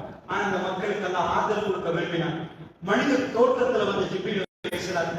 அவங்க எல்லாம் திருப்பி பார்த்தாங்க. ஹதீஸ் ஹத்தாப் அறிவிக்கிறார், இந்த ஹதீஸ் அலி பின் அபீ தாலிப் அறிவிக்கிறார். பள்ளியில லைவ் நடந்த ஹதீஸ், முத்தவாத்திரான செய்தி. அவங்க சொன்னாங்க, வெள்ளையும் சொல்லியும் அவருக்கு வந்தார். அவருடைய முகத்தில் எந்த பிரயாண கழிப்பும் இல்லை. கருப்பு முடி நல்ல சீர் இருந்தார். இவர் யாருன்னு பார்த்தோம். பெருமானார் கிட்ட வந்து முட்டோட முட்டை சேர்த்தார். கேட்டார், மல் இஸ்லாம் என்று கேட்டார். ரசூலுல்லாஹ் சொன்னாங்க, முனிய இஸ்லாம் அலா ஹம்சின் ரசூலுல்லாஹ் சொல்லி கொண்டு போனார்கள். மல் ஈமான் நீங்கள் அக்பர்னி அன் ஈமான். இது இஸ்லாம். இஸ்லாம் என்றால் என்னன்னு கேட்டார். ஈமான் என்றால் என்னன்னு கேட்டார். உடனே ரசூலுல்லாஹ் சொன்னாங்க, ஆமது பில்லாஹி வ மலாயிகத்திஹி வ குதுபிஹி. எல்லாத்தையும் கேட்டுவிட்டு சொன்னார். சதைத்த சஹாபாக்கள் திரும்பி பார்த்தார். ரசூலுல்லாஹ் கேள்வி கேட்டு அவரை சைபோகர் சதைத்தது தெரியாம கேட்கிறார், தெரிஞ்சு கேட்கிறார். இப்படி வந்த நேரத்தில் தான் ரசூலுல்லாஹ் யாருன்னு அடையாளம் பார்த்தார். சாஹில் மஸ்ஊல் என்றார் ரசூலுல்லாஹ். வேற சொல்லல, வந்தவர் வேற சொல்லாம கேள்வி கேட்பவர் கேட்கப்படுபவர் என்றார். கேட்பவர் கேட்கப்படுபவர். யாரிடம் கேள்வி கேட்கிறீர்களோ கேட்கிற நீங்கள் கேட்கப்படுபவர் என அறிந்தவர் தானே நான் சொல்லுவேன். கேட்கிற உங்களுக்கு தெரியும் தானே, கேட்கப்படுற என்ன விட கேட்கிற உங்களுக்கு தெரியும் தானே நான் சொல்லுவேன். எல்லாம் தெரியும் நாட்டம் இல்ல, தெரியும் நாட்டம் இல்ல, அதுல உள்ள ஒரு சில விஷயங்கள் உங்களுக்கு தெரியும் தானே சொல்லிவிட்ட ரசூலுல்லாஹ் சொன்னாங்க. மறுமை நான் அரபுகளை பார்த்து சொன்னாங்க, காலில செருப்பு போட வைக்கிறார், காலில செருப்பு போட வைக்கிறார். கருப்பு ஒற்றைகளை மேய்க்கிற அரபுகள் அல்லது அரபுகள், கிராமவாசிகள் அல்லது வாசம், இவர்கள் உயரமான கட்டிடங்கள் கட்டும் வரைக்கும் மறுமை நாள் வராங்க. அந்த ஹதீஸ் எப்படி வரும் தெரியுமா? எந்த பாவலூன ஃபில் துன்யா, எந்த பாவலூன ஃபில் துன்யான்னு அர்த்தம் என்ன தெரியுமா? அரபுல ஒரு வசனம், ஒருவருக்கு ஒருவர் நாம் பேசிக் கொள்கிறோம், தஸாஅலு, ஒருவருக்கு ஒருவர் பேசிக் கொண்டார்கள். ஒருத்தருக்கு ஒருத்தர் போட்டி போட்டாங்கன்னா அதை சொல்ற பதில் சொல்றாங்க, ரெண்டு பேர் கெட்டுவாங்கன்னு அர்த்தம் இல்ல, எல்லாரும் கெட்டுவாங்க. நானா நீயா, நானா நீயா, எந்த பாவலூன ஃபில் துன்யா. யாரு கெட்டுவா? கட்டிலை கட்டுவாங்களா? காலில செருப்பு போட வக்கு இல்லாத, ஒண்ணுமே இல்லாத, அதான் கருப்போட்டம். அரபு நாட்டுல கருப்போட்டம்னா சிவப்பு ஓட்டம். இன்னைக்கு பண்டிகை கிடைக்கிறது. சிவப்பு ஓட்டம்னா பெரிய விலை வரும். எல்லா அந்த பொட்டம் கிடைக்காது. மாநிலங்கள் மாதிரிதான் பிரயாணமான கல்வி விலை கூட போகும். அது கருப்பா வெளியே பிரச்சனை இல்லை இல்லையா, அவ்வளவுதான். அதுக்கு விலை போயிடும். கையில மணிச்சுன்னா அது விலை வராது. அதே மாதிரிதான் ஒட்டங்கள் கருப்பு மணிச்சிடும், சிவப்பு மணிகள். அந்த சிவப்பு வச்சா பெரிய கோடீஸ்வரன், கருப்பு வச்சா சாதாரண. கருப்பு ஒட்டகத்தை மேய்க்கிறது, காலில் செருப்பு போட வைக்கல. செருப்பு இல்லாதவங்க, செருப்பு இல்லாத காலில் போறவங்க ஏழை. அந்த ஒட்டகத்தை மேய்க்கிறவங்க, ஆடு மாடு மேய்க்கிறவங்க, அவங்க உயரமான கட்டிடம் கட்டும் வரைக்கும் மறுமை நாள் வராது. அல்லாஹ்வுடைய நல்லடியார்களே, இந்த ஹதீஸ் நான் எப்ப பேசுறது தெரியுமா? Exact time. இதுதான் இந்த ஹதீஸ்க்குரிய நான் சரியான நேரம் நான் நினைக்கிறேன். அல்லாஹ் அல்லாஹ் அறிந்தவர்.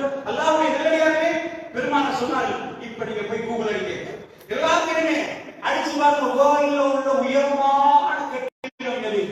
எல்லாருக்குமே தெரியும், புர்ஜ் கலீஃபா. துபாயில் உள்ள புர்ஜ் கலீஃபா துபாய் அரசாங்கம் ஒன்று போட்டிருக்குது. 1970களில் துபாய் எப்படி என்று ஒரு போட்டோ போட்டிருக்கு. துபாய் இப்ப நிறைய செய்யுது. அந்த பழைய போட்டோவோட துபாய் இப்ப புதிய போட்டோ. அப்ப எப்படி ரோட் இருந்துச்சு, எப்ப எப்படி இருக்குது? அப்ப துபாயில காட்டுறாங்க ஒரு டொயோட்டா கம்பெனியோட பில்டிங் கூட இன்னொரு பக்கத்துல பில்டிங், மற்றதெல்லாம் பாலைவனம். இப்ப அதே போட்டோ எடுத்து பக்கத்துல வைக்கலாம், சேம் அந்த டொயோட்டா, அது அப்ப உயரமா இந்த பில்டிங், அதை தாண்டி எக்கச்சக்கமான பில்டிங், அவ்வளவு அழகா துபாய் பில்டிங் கட்டிருக்கு. அந்த டொயோட்டா கம்பெனியோட பில்டிங் இன்னும் அப்படியே. இன்னொரு போட்டோ நான் பார்த்தேன், எப்படி ஒரு சின்ன பெட்டி கடை மாதிரி அவர் ஆரம்ப ட்ரெஸ்ல தோப்பு கொடுத்துட்டு ஒட்டகத்தை கட்டி போட்டு ஒருத்தர் உட்கார்ந்திருக்கிறார். அதுதான் துபாய் 1970, பிஃபோர் 70. இப்ப துபாய் உலகத்திலேயே டெலிஸ்கோப் கடலில் கட்டிட வேணுமா? அமெரிக்கால துபாயில உலகத்திலே என்ன கட்டிடத்தை நீ பார்க்கணும், எப்படி பார்க்கணும், எப்படி நீ பார்க்கணுமோ அது துபாய். உலகத்துல நிறைய பேர் தன்னுடைய வெக்கேஷனை கழிப்பதற்கு துபாய்க்கு போறாங்க. துபாய் உலகத்தின் கட்டிடக்கலையில அந்த அளவுக்கு டிஃபரெண்ட் ஆயிடும். சொல்லுமா என்ன சொன்னாங்க தெரியுமா? கட்டிடம் கட்டுவாங்கன்னா வேற, நீங்க போய் நான் சொல்றதுக்கு பாருங்க. வேர்ல்ட்ல உயரமான கட்டிடம் புர்ஜ் கலீஃபா 800 முதல் 900 மீட்டர். இதுவரைக்கும் உலகத்தில் கட்டப்பட்ட உயரமான கட்டிடம் 850 மீட்டர் நினைக்கிறேன், ஞாபகம் சரியா? 850 மீட்டர் பிரம்மாண்டமான புர்ஜ் கலீஃபா. இப்ப அமெரிக்காவுல எவ்வளவு பெருசு, ஆஸ்திரேலியாவுல எவ்வளவு பெருசு, சைனால எவ்வளவு பெருசு? 600 மீட்டர் யாருமே வரல, 1/2 கிலோமீட்டர் கொஞ்சம் மேல. இவ்வளவு பெரிய சகிக்கிறார் எவனுமே, அவனுக்கு இதுக்கு மேல கட்டலாம். எல்லாம் 600 700 நிக்கிறாங்க. புர்ஜ் கலீஃபா வந்து 850 கட்டி வேர்ல்டுக்கே நான் தான் பெருசு, நான் தான் உயரமானவன் காட்டி கிடைக்கிறேன். அல்லாஹ்வுடைய நல்லடியார்களே, நேரம் நெருங்கி வருகிறது. அதான் மிக சுருக்கமாக நான் சொல்றேன், அந்த அளவுக்கு கட்டி அவன் கெட்டுற நேரம் சவுதி அரசாங்கம் ஒரு முடிவு எடுத்துச்சு. என்ன முடிவு? 2025 2025ல வேர்ல்ட்ல ஆகப்பெரிய கட்டிடத்துக்கு சொந்தக்காரர் சவுதி. ரசூலுல்லாஹ் என்ன சொன்னாங்க? எந்த தாவரோட போய் புடியா நீங்க போட்டி போடுவீங்களா?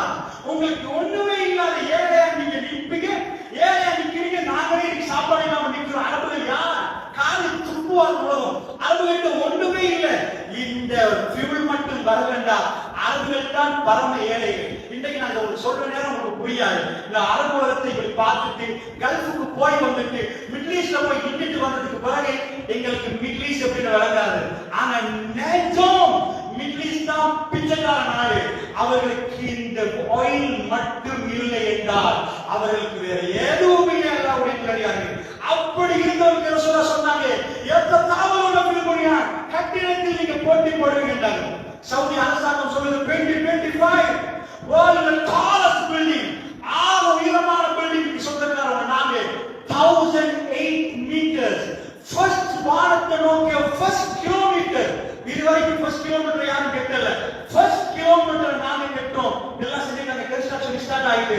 பேர் என்ன தெரியுமா? ஜித்தா டவர். ஜித்தா டவர். ஜித்தா டவருக்கு சொந்தக்காரன் வேர்ல்ட்லயே எல்லாரும் தாங்க. நாங்களாம் அவ்வளவு பெரிய பில்டிங் கட்ட போறோம்.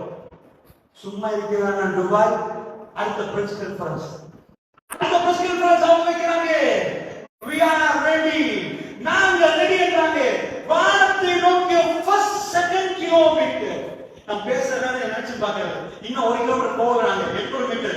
First second kilometre Dubai tower 2026.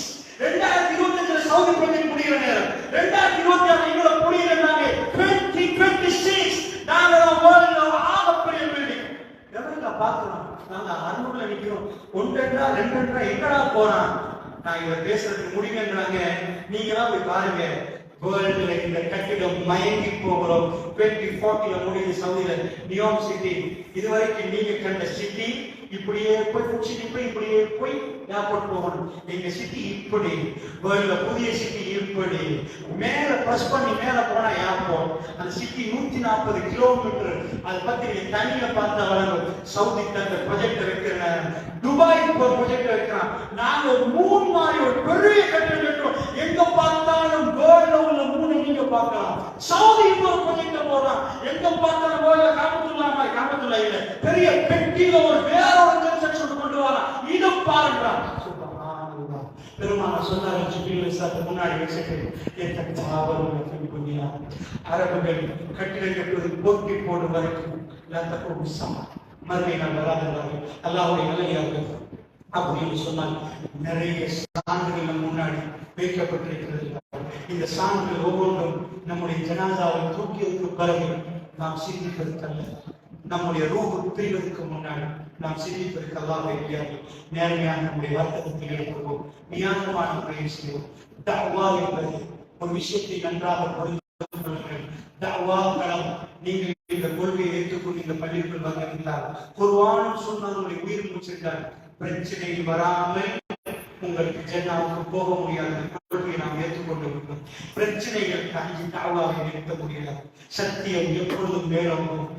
பல உயிர்கள் கீழே விழுந்தால் அல்லாஹ்வுடைய மார்க்கம் மேலோங்கப்பட வேண்டும். சத்தியம் சத்தியமாக நிலைநாட்டப்பட வேண்டும். நாம் அல்லாஹ்வுக்கு நம்முடைய ரூஹ்களை சந்தோஷமாக கொடுக்கிறோம். ரப்பே, நீ இந்த வாழ்க்கையை எங்களுக்கு அனுபவித்து தந்தாய், அல்ஹம்துலில்லாஹ், உன்னை புரிய வைத்தாய், உன்னுடைய அருட்கொடைகளை சுவைக்க வைத்தாய். அப்படி என்று சொன்னால் அல்லாஹ்வுடைய நல்லடியார்களே, இந்த நாட்டில் நீங்கள் ஜிஹாத் செய்வதற்கு எந்த இதுவும் இல்லை, ஜிஹாதுடைய எந்த கடவுளும் இல்லை. ஆனால் அல்லாஹ்வுடைய மார்க்கத்தை பிரச்சாரம் செய்வதற்காக எல்லா இடங்களும் அல்லாஹ் எங்களுக்கு தந்திருக்கிறார். அந்த பிரச்சாரத்தை நாம் மேற்கொள்ள வேண்டும். அல்லாஹ்வுடைய சுயநலத்திற்காக பிரச்சனைகள் வரும் என்பதற்காக, எங்கள் மேல பரிசு இல்லாத பிரச்சனைகள் வரும் என்பதற்காக பள்ளியை விட்டு நாம் ஓட தேவையில்லை. அல்லாஹ்வுடைய நான் ரொம்ப கவலைப்பட்டேன். ஒரு ஊருக்கு போயிருந்தேன், கிழக்கு மாகாணத்தில், அதாவது ஏறாவூருக்கு. சொன்னார்கள் பயான் முடிந்த உடனே குர்ஆனை பத்த வைத்து போட்டார்களா என்ற ஆணையில் வந்து கூட செக் பண்ண நேரம் குர்ஆனை பத்த வைத்தார்கள். அவர் கோடைகள் எல்லாம் அல்லாஹ்வுடைய நல்லடியார்களை செய்யாத தப்புக்கு நாம் எதற்கும் பயப்பட வேண்டிய தேவை. பலர்கள் தாடிகளை எடுத்தார்கள். அல்லாஹ்வுடைய நல்லடியார்கள் முஸ்லிம்களிலிருந்து காட்டுவதற்கு முயற்சி செய்தார்கள். அல்லாஹ்வுடைய நல்லடியார்கள் ஒரு விஷயத்தை நன்றாக புரிந்து கொள்ளுங்கள். அல்லாஹ் தன்னுடைய அத்தாட்சிகளை காட்டிக்கொண்டே இருக்கிறார். இந்த நாட்டிலே ஜனாதிபதி நீங்கள் பார்த்திருப்பீர்கள். கோட்டாபய ராஜபக்ஷ நாட்டுக்கு ஜனாதிபதி உட்கார்ந்த நேரம் அவர் சொன்னார், அனுராதபுரத்தில் போய் மகாஜனதாவை சார்ந்தவரை பெரும்பான்மையுடைய அந்த கோட்டால் நான் ஜனாதிபதியாக இருக்கிறேன். அவர் வந்தால் ஒரு 20 ஆண்டுகளுக்கு நின்று விடுவார்கள் நினைக்கிற அளவுக்கு வந்தார். 2.5 வருடங்கள் அல்லாஹ்வுடைய நல்லடியார்கள், 2.5 வருடம் 2/3 மெஜாரிட்டி பாராளுமன்றத்தில் 3/2 அல்லாஹ் கையில் கொடுத்திருந்தார். 3/2 வாக்குகளை கொடுத்திருந்த சிறுபான்மை தேவைகள் என்று சொன்னார். சிறுபான்மை தேவையா இல்லையா என்பதை அதை எடுக்க தேவையில்லை. அல்லாஹ்வுடைய நல்லடியார்களே, ஆனால் அவர் சொன்ன வார்த்தையை நான் சொல்றேன், இந்த எந்த கட்சிக்கும் அரசியல் சாக்கடை இருக்கும், நான் அவர்களுக்கு பின்னாடி போவதல்ல. அதனால் இந்த அரசியலை பற்றி நான் பேசவில்லை. அல்லாஹ் இந்த உம்மத்தின் படர்கள் தகஜத்தில் இருந்து கேட்ட துஆவை நீங்கள் பார்க்கலாம். எங்களை நோவித்தார்கள், பொய் குற்றச்சாட்டுகள் சொன்னார்கள். விடல்களை வைத்தவுடனே சாதாரண அரபியில் என்ன போட்டது என்று தெரியாமல் மீடியாக்கள் அவருடைய வஞ்சகத்தை கட்டியது, முஸ்லிம் சமுதாயத்தை வேறு விதமாக காட்டியது. இவர்கள் தீவிரவாதிகள் என்று காட்டினார்கள். இப்படி எல்லாம் நோவடித்தார்கள். நோவடிக்கிற நேரம் அல்லாஹ்வுடைய நல்லடியார்களே, ஆட்சிக்கு அமர்த்தப்படுகிறவர்கள் எல்லோரும் பார்த்தார்கள். டிஃபென்ஸ் செக்ரட்டரியாக இருந்தவர், அவர் பேரை கேட்ட பயப்படுவார்கள். அவரை அல்லாஹ் அமர்த்தினார். அமர்த்தி பாராளுமன்றத்தில் மிக பெரும் பலத்தை கொடுத்தார். ஜேஆருடைய கான்ஸ்டிடியூஷனில் நான் ஜேஆர் கான்ஸ்டிடியூஷன் எழுதிவிட்டு என்ன சொன்னால், என்னுடைய கான்ஸ்டிடியூஷன் எவ்வளவு பலம் என்றால் அதிலே ஆணை பெண்ணாக மாற்ற முடியாது, பெண்ணை ஆணாக மாற்ற முடியாது, மற்ற அத்தனையும் செய்ய முடியும் என்றார். ராஜபக்ச ஃபேமிலிக்கு அது போதாமல் இருந்தது, அது போதாமல் இருந்தது. அவர்கள் என்ன எழுதினார்கள் தெரியுமா? 20th அமெண்ட்மெண்ட் கொண்டு வந்தார்கள். ஜனாதிபதி அவருடைய ராஜினாமாவை வர முன்னாடி அனுப்பிடுவார். மினிஸ்டர் விளக்கலாம். அவ்வளவு காவல். இந்த சீட்டே அப்படிப்பட்ட சீட். அதுல எவ்வளவு உச்சம் போகிறோம் அந்த உச்சம் போகிறது. தம்பி ஜனாதிபதி, நான் பிரதமர், மற்ற சகோதரர் ஃபைனான்ஸ் மினிஸ்டர் ஒரு ரூம்ல உட்கார்ந்து டீயை குடிச்சிட்டு இந்த நாட்டுக்கு என்ன செய்யணும் என்று சொல்லுகிற படத்தை ஒரு குடும்பத்தை கொடுத்திருந்தார். இவ்வளவு ஒரு அதிகாரத்தை நான் பார்க்கிறேன். இதே நாட்டு மக்கள் 2 வருஷம் ஆகல உச்ச அதிகாரத்தில் நீங்க இந்த நாட்டு மக்கள் எந்த ஜனாதிபதியை துரத்தி விரட்டியது நான் பார்க்கிறேன். அமெரிக்கா தன்னுடைய விசாவை ரிஜெக்ட் பண்ணது. மால்டீவ்ஸுக்கு போன உடனே அவசரமா முஸ்லிம் நாடு மால்டீவ்ஸுடைய சட்டை யாப்பிட ஒன்று. முஸ்லிம் இல்லாட்டி அந்த நாட்டு பிரஜை இல்லை. முஸ்லிம் இல்லாட்டி அந்த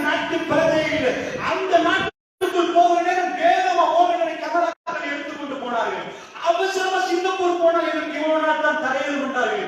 அந்த ஹோட்டலில் நின்றார்கள் பல மாதம். அவசரம் என்ன வந்தது? ரப்புல் ஆலமீன் உயிர் அவ்வளவு பவரா இருந்தவர். எங்கப்பா கோயில ட்ராக் பண்ணப்பட்ட ஃளைட்ல அவ்வளவு எல்லாம் எங்க எங்க எப்ப இறங்குறா எங்க அந்த ஃளைட் ட்ராக் பண்ணப்பட்டுச்சா? அந்த அளவுக்கு பயங்கரமான நாட்களை அவர்கள் கழித்தார்கள். நான் என்ன சொல்ல வருகிறேன் என்று புரிகிறதா? ரப்புல் ஆலமீன் அவன் கையிலே ஆட்சி. நீங்க நினைக்கிற அரசியல் இல்லை, நீங்க நினைக்கிற பதவிகளையும் இல்லை, நீங்க நினைக்கிற ஆத்தியாரமாக்களையும் இல்லை, நீங்க நினைக்கிற எந்த சொத்துலையும் இல்லாமல் அவர் இருக்கிறார்கள். மாலிக்குல் முல்க் துஅத்தில் முல்க மன் தஷா வ தன்ஸிஉல் முல்க மிம்மன் தஷா வ துஇஸ்ஸு மன் தஷா வ துஸில்லு மன் தஷா பியதிக்கல் கைர். அவருடைய கையிலே ஆட்சி இருக்கிறது. அவன் நாடியவர்களை கண்ணியப்படுத்துகிறார், நாடியவர்களை போட்டு கீழே மிதிக்கிறார். அவர் நாடியவர்களுக்கு ஆட்சியை கொடுக்கிறார், நாடியவர்களுக்கு ஆட்சியை பறிக்கிறார். அவன் கையிலே இருக்கிறது. அல்லாஹ்வுடைய நல்லடியார்களே, கோட்டாபய ராஜபக்ச போக மிஸ்டர் ரணில் விக்ரமசிங்க எனக்கு என்ன தெரியுமா கவலை? சந்து பொந்துகளை விட்டு முஸ்லீம்கள் பேசுறார்கள். ரணில் எப்படி தெரியுமா? நரி புத்தி, அப்படி புத்தி, சொல் புத்தி, ஒரு புத்தியும் அப்படிய ஆற்றலை நீங்கள் பார்த்துவிட்டு எதை பேசுறீர்கள் அப்படிங்கிறார்கள். ஒரு பலமான கட்சி என்று சொல்ல கட்சியை ஒருத்தர் கூட இல்லாமல் கட்சி முழுக்க தோற்கடிக்கப்பட்டு பாராளுமன்றத்தில் அவருக்குரிய ஆசனத்துக்கு 10 மாசமாக நானா நீயான்னு போட்டு ஏதோ போட்டப்பட்ட பிச்சையில வந்து போனஸாக உட்கார்ந்துட்டு அவர் பேசினால் கை தூக்க ஒத்து கூட பக்கத்தில் இல்லாத அளவுக்கு சின்ன சின்ன கத்திங்க 2 பேர் இருக்கிற நேரம், யாருமே இல்லாத நேரம் ஸ்ரீலங்காவுல பயங்கரமான பில்டப்ல நின்ற ஆக பவர்ஃபுல் ஜனாதிபதியை தூக்கி விட்டு ஸ்ரீலங்காவுல ஆக பலகீனமான பாராளுமன்ற சீட்ல இதுவரைக்கும் இப்படி ஒரு பலகீனமான ஒருவரை யுஎன்பி இப்படி கொண்டு வந்து எவரும் இல்லை. அவருக்கு தூக்கி அல்ல ஆட்சியை கொடுத்தார். அவர் திறமையா, அவர் அறிவா, அவர் அறிவந்தால் மக்களை அவர் வென்றிருப்பார். இத்தனை ஆண்டுக்காலம் அரசியல் வைத்திருந்தார். அத்தனை பிரச்சனையும் அல்லாஹ் சுமூகமாக்கினார்.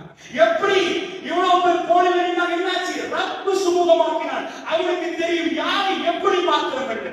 ரப்பிடம் நாம் மன்றாடுவோம் என்று வேற யாரை நம்ப மாட்டோம் என்று கொள்கையோடு அல்லாஹ்வுடைய நல்லடியார்களே, இந்த சபையை விட்டு பிரிய வேண்டும் என்பதற்காக வேண்டிய நான் பதிவு செய்து அல்லாஹ் ஜல்ல ஷானுஹு புனிதமிக்க ரமலானை நமக்கு தந்தார். பல ரமலான்கள் நாங்கள் வேதனைப்பட்டோம்.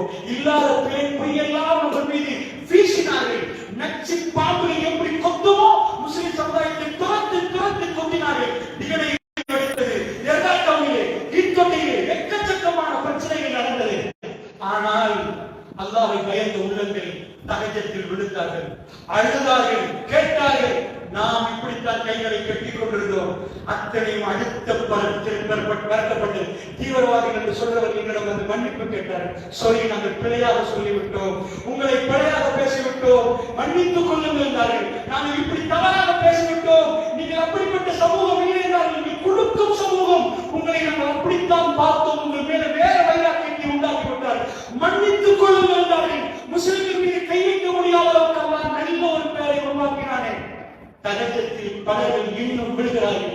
அல்லாஹ் இன்னும் கபூலாக்குறான். அல்லாஹ் ரப்பல் ஆலமீன் அப்படிப்பட்ட நல்லடியார் கூட்டத்தில் என்னை உங்களை மாற்றி அருள்புரிந்து மறுமை நாளில் அல்லாஹ்வை சந்திக்கிற நேரம் நல்ல திருப்தியான சந்தோஷமான மனநிலையோடு ரப்பல் ஆலமீன் நமக்கு நல்ல தீர்ப்பை தருவதற்கு அல்லாஹ் ஜல்ல ஷானுஹு தஆலா நம் அனைவருக்கும் அருள் பாலிப்பானாக. பேசுகிற பிள்ளைகளை அல்லாஹ் ரப்பல் ஆலமீன் தருவானாக.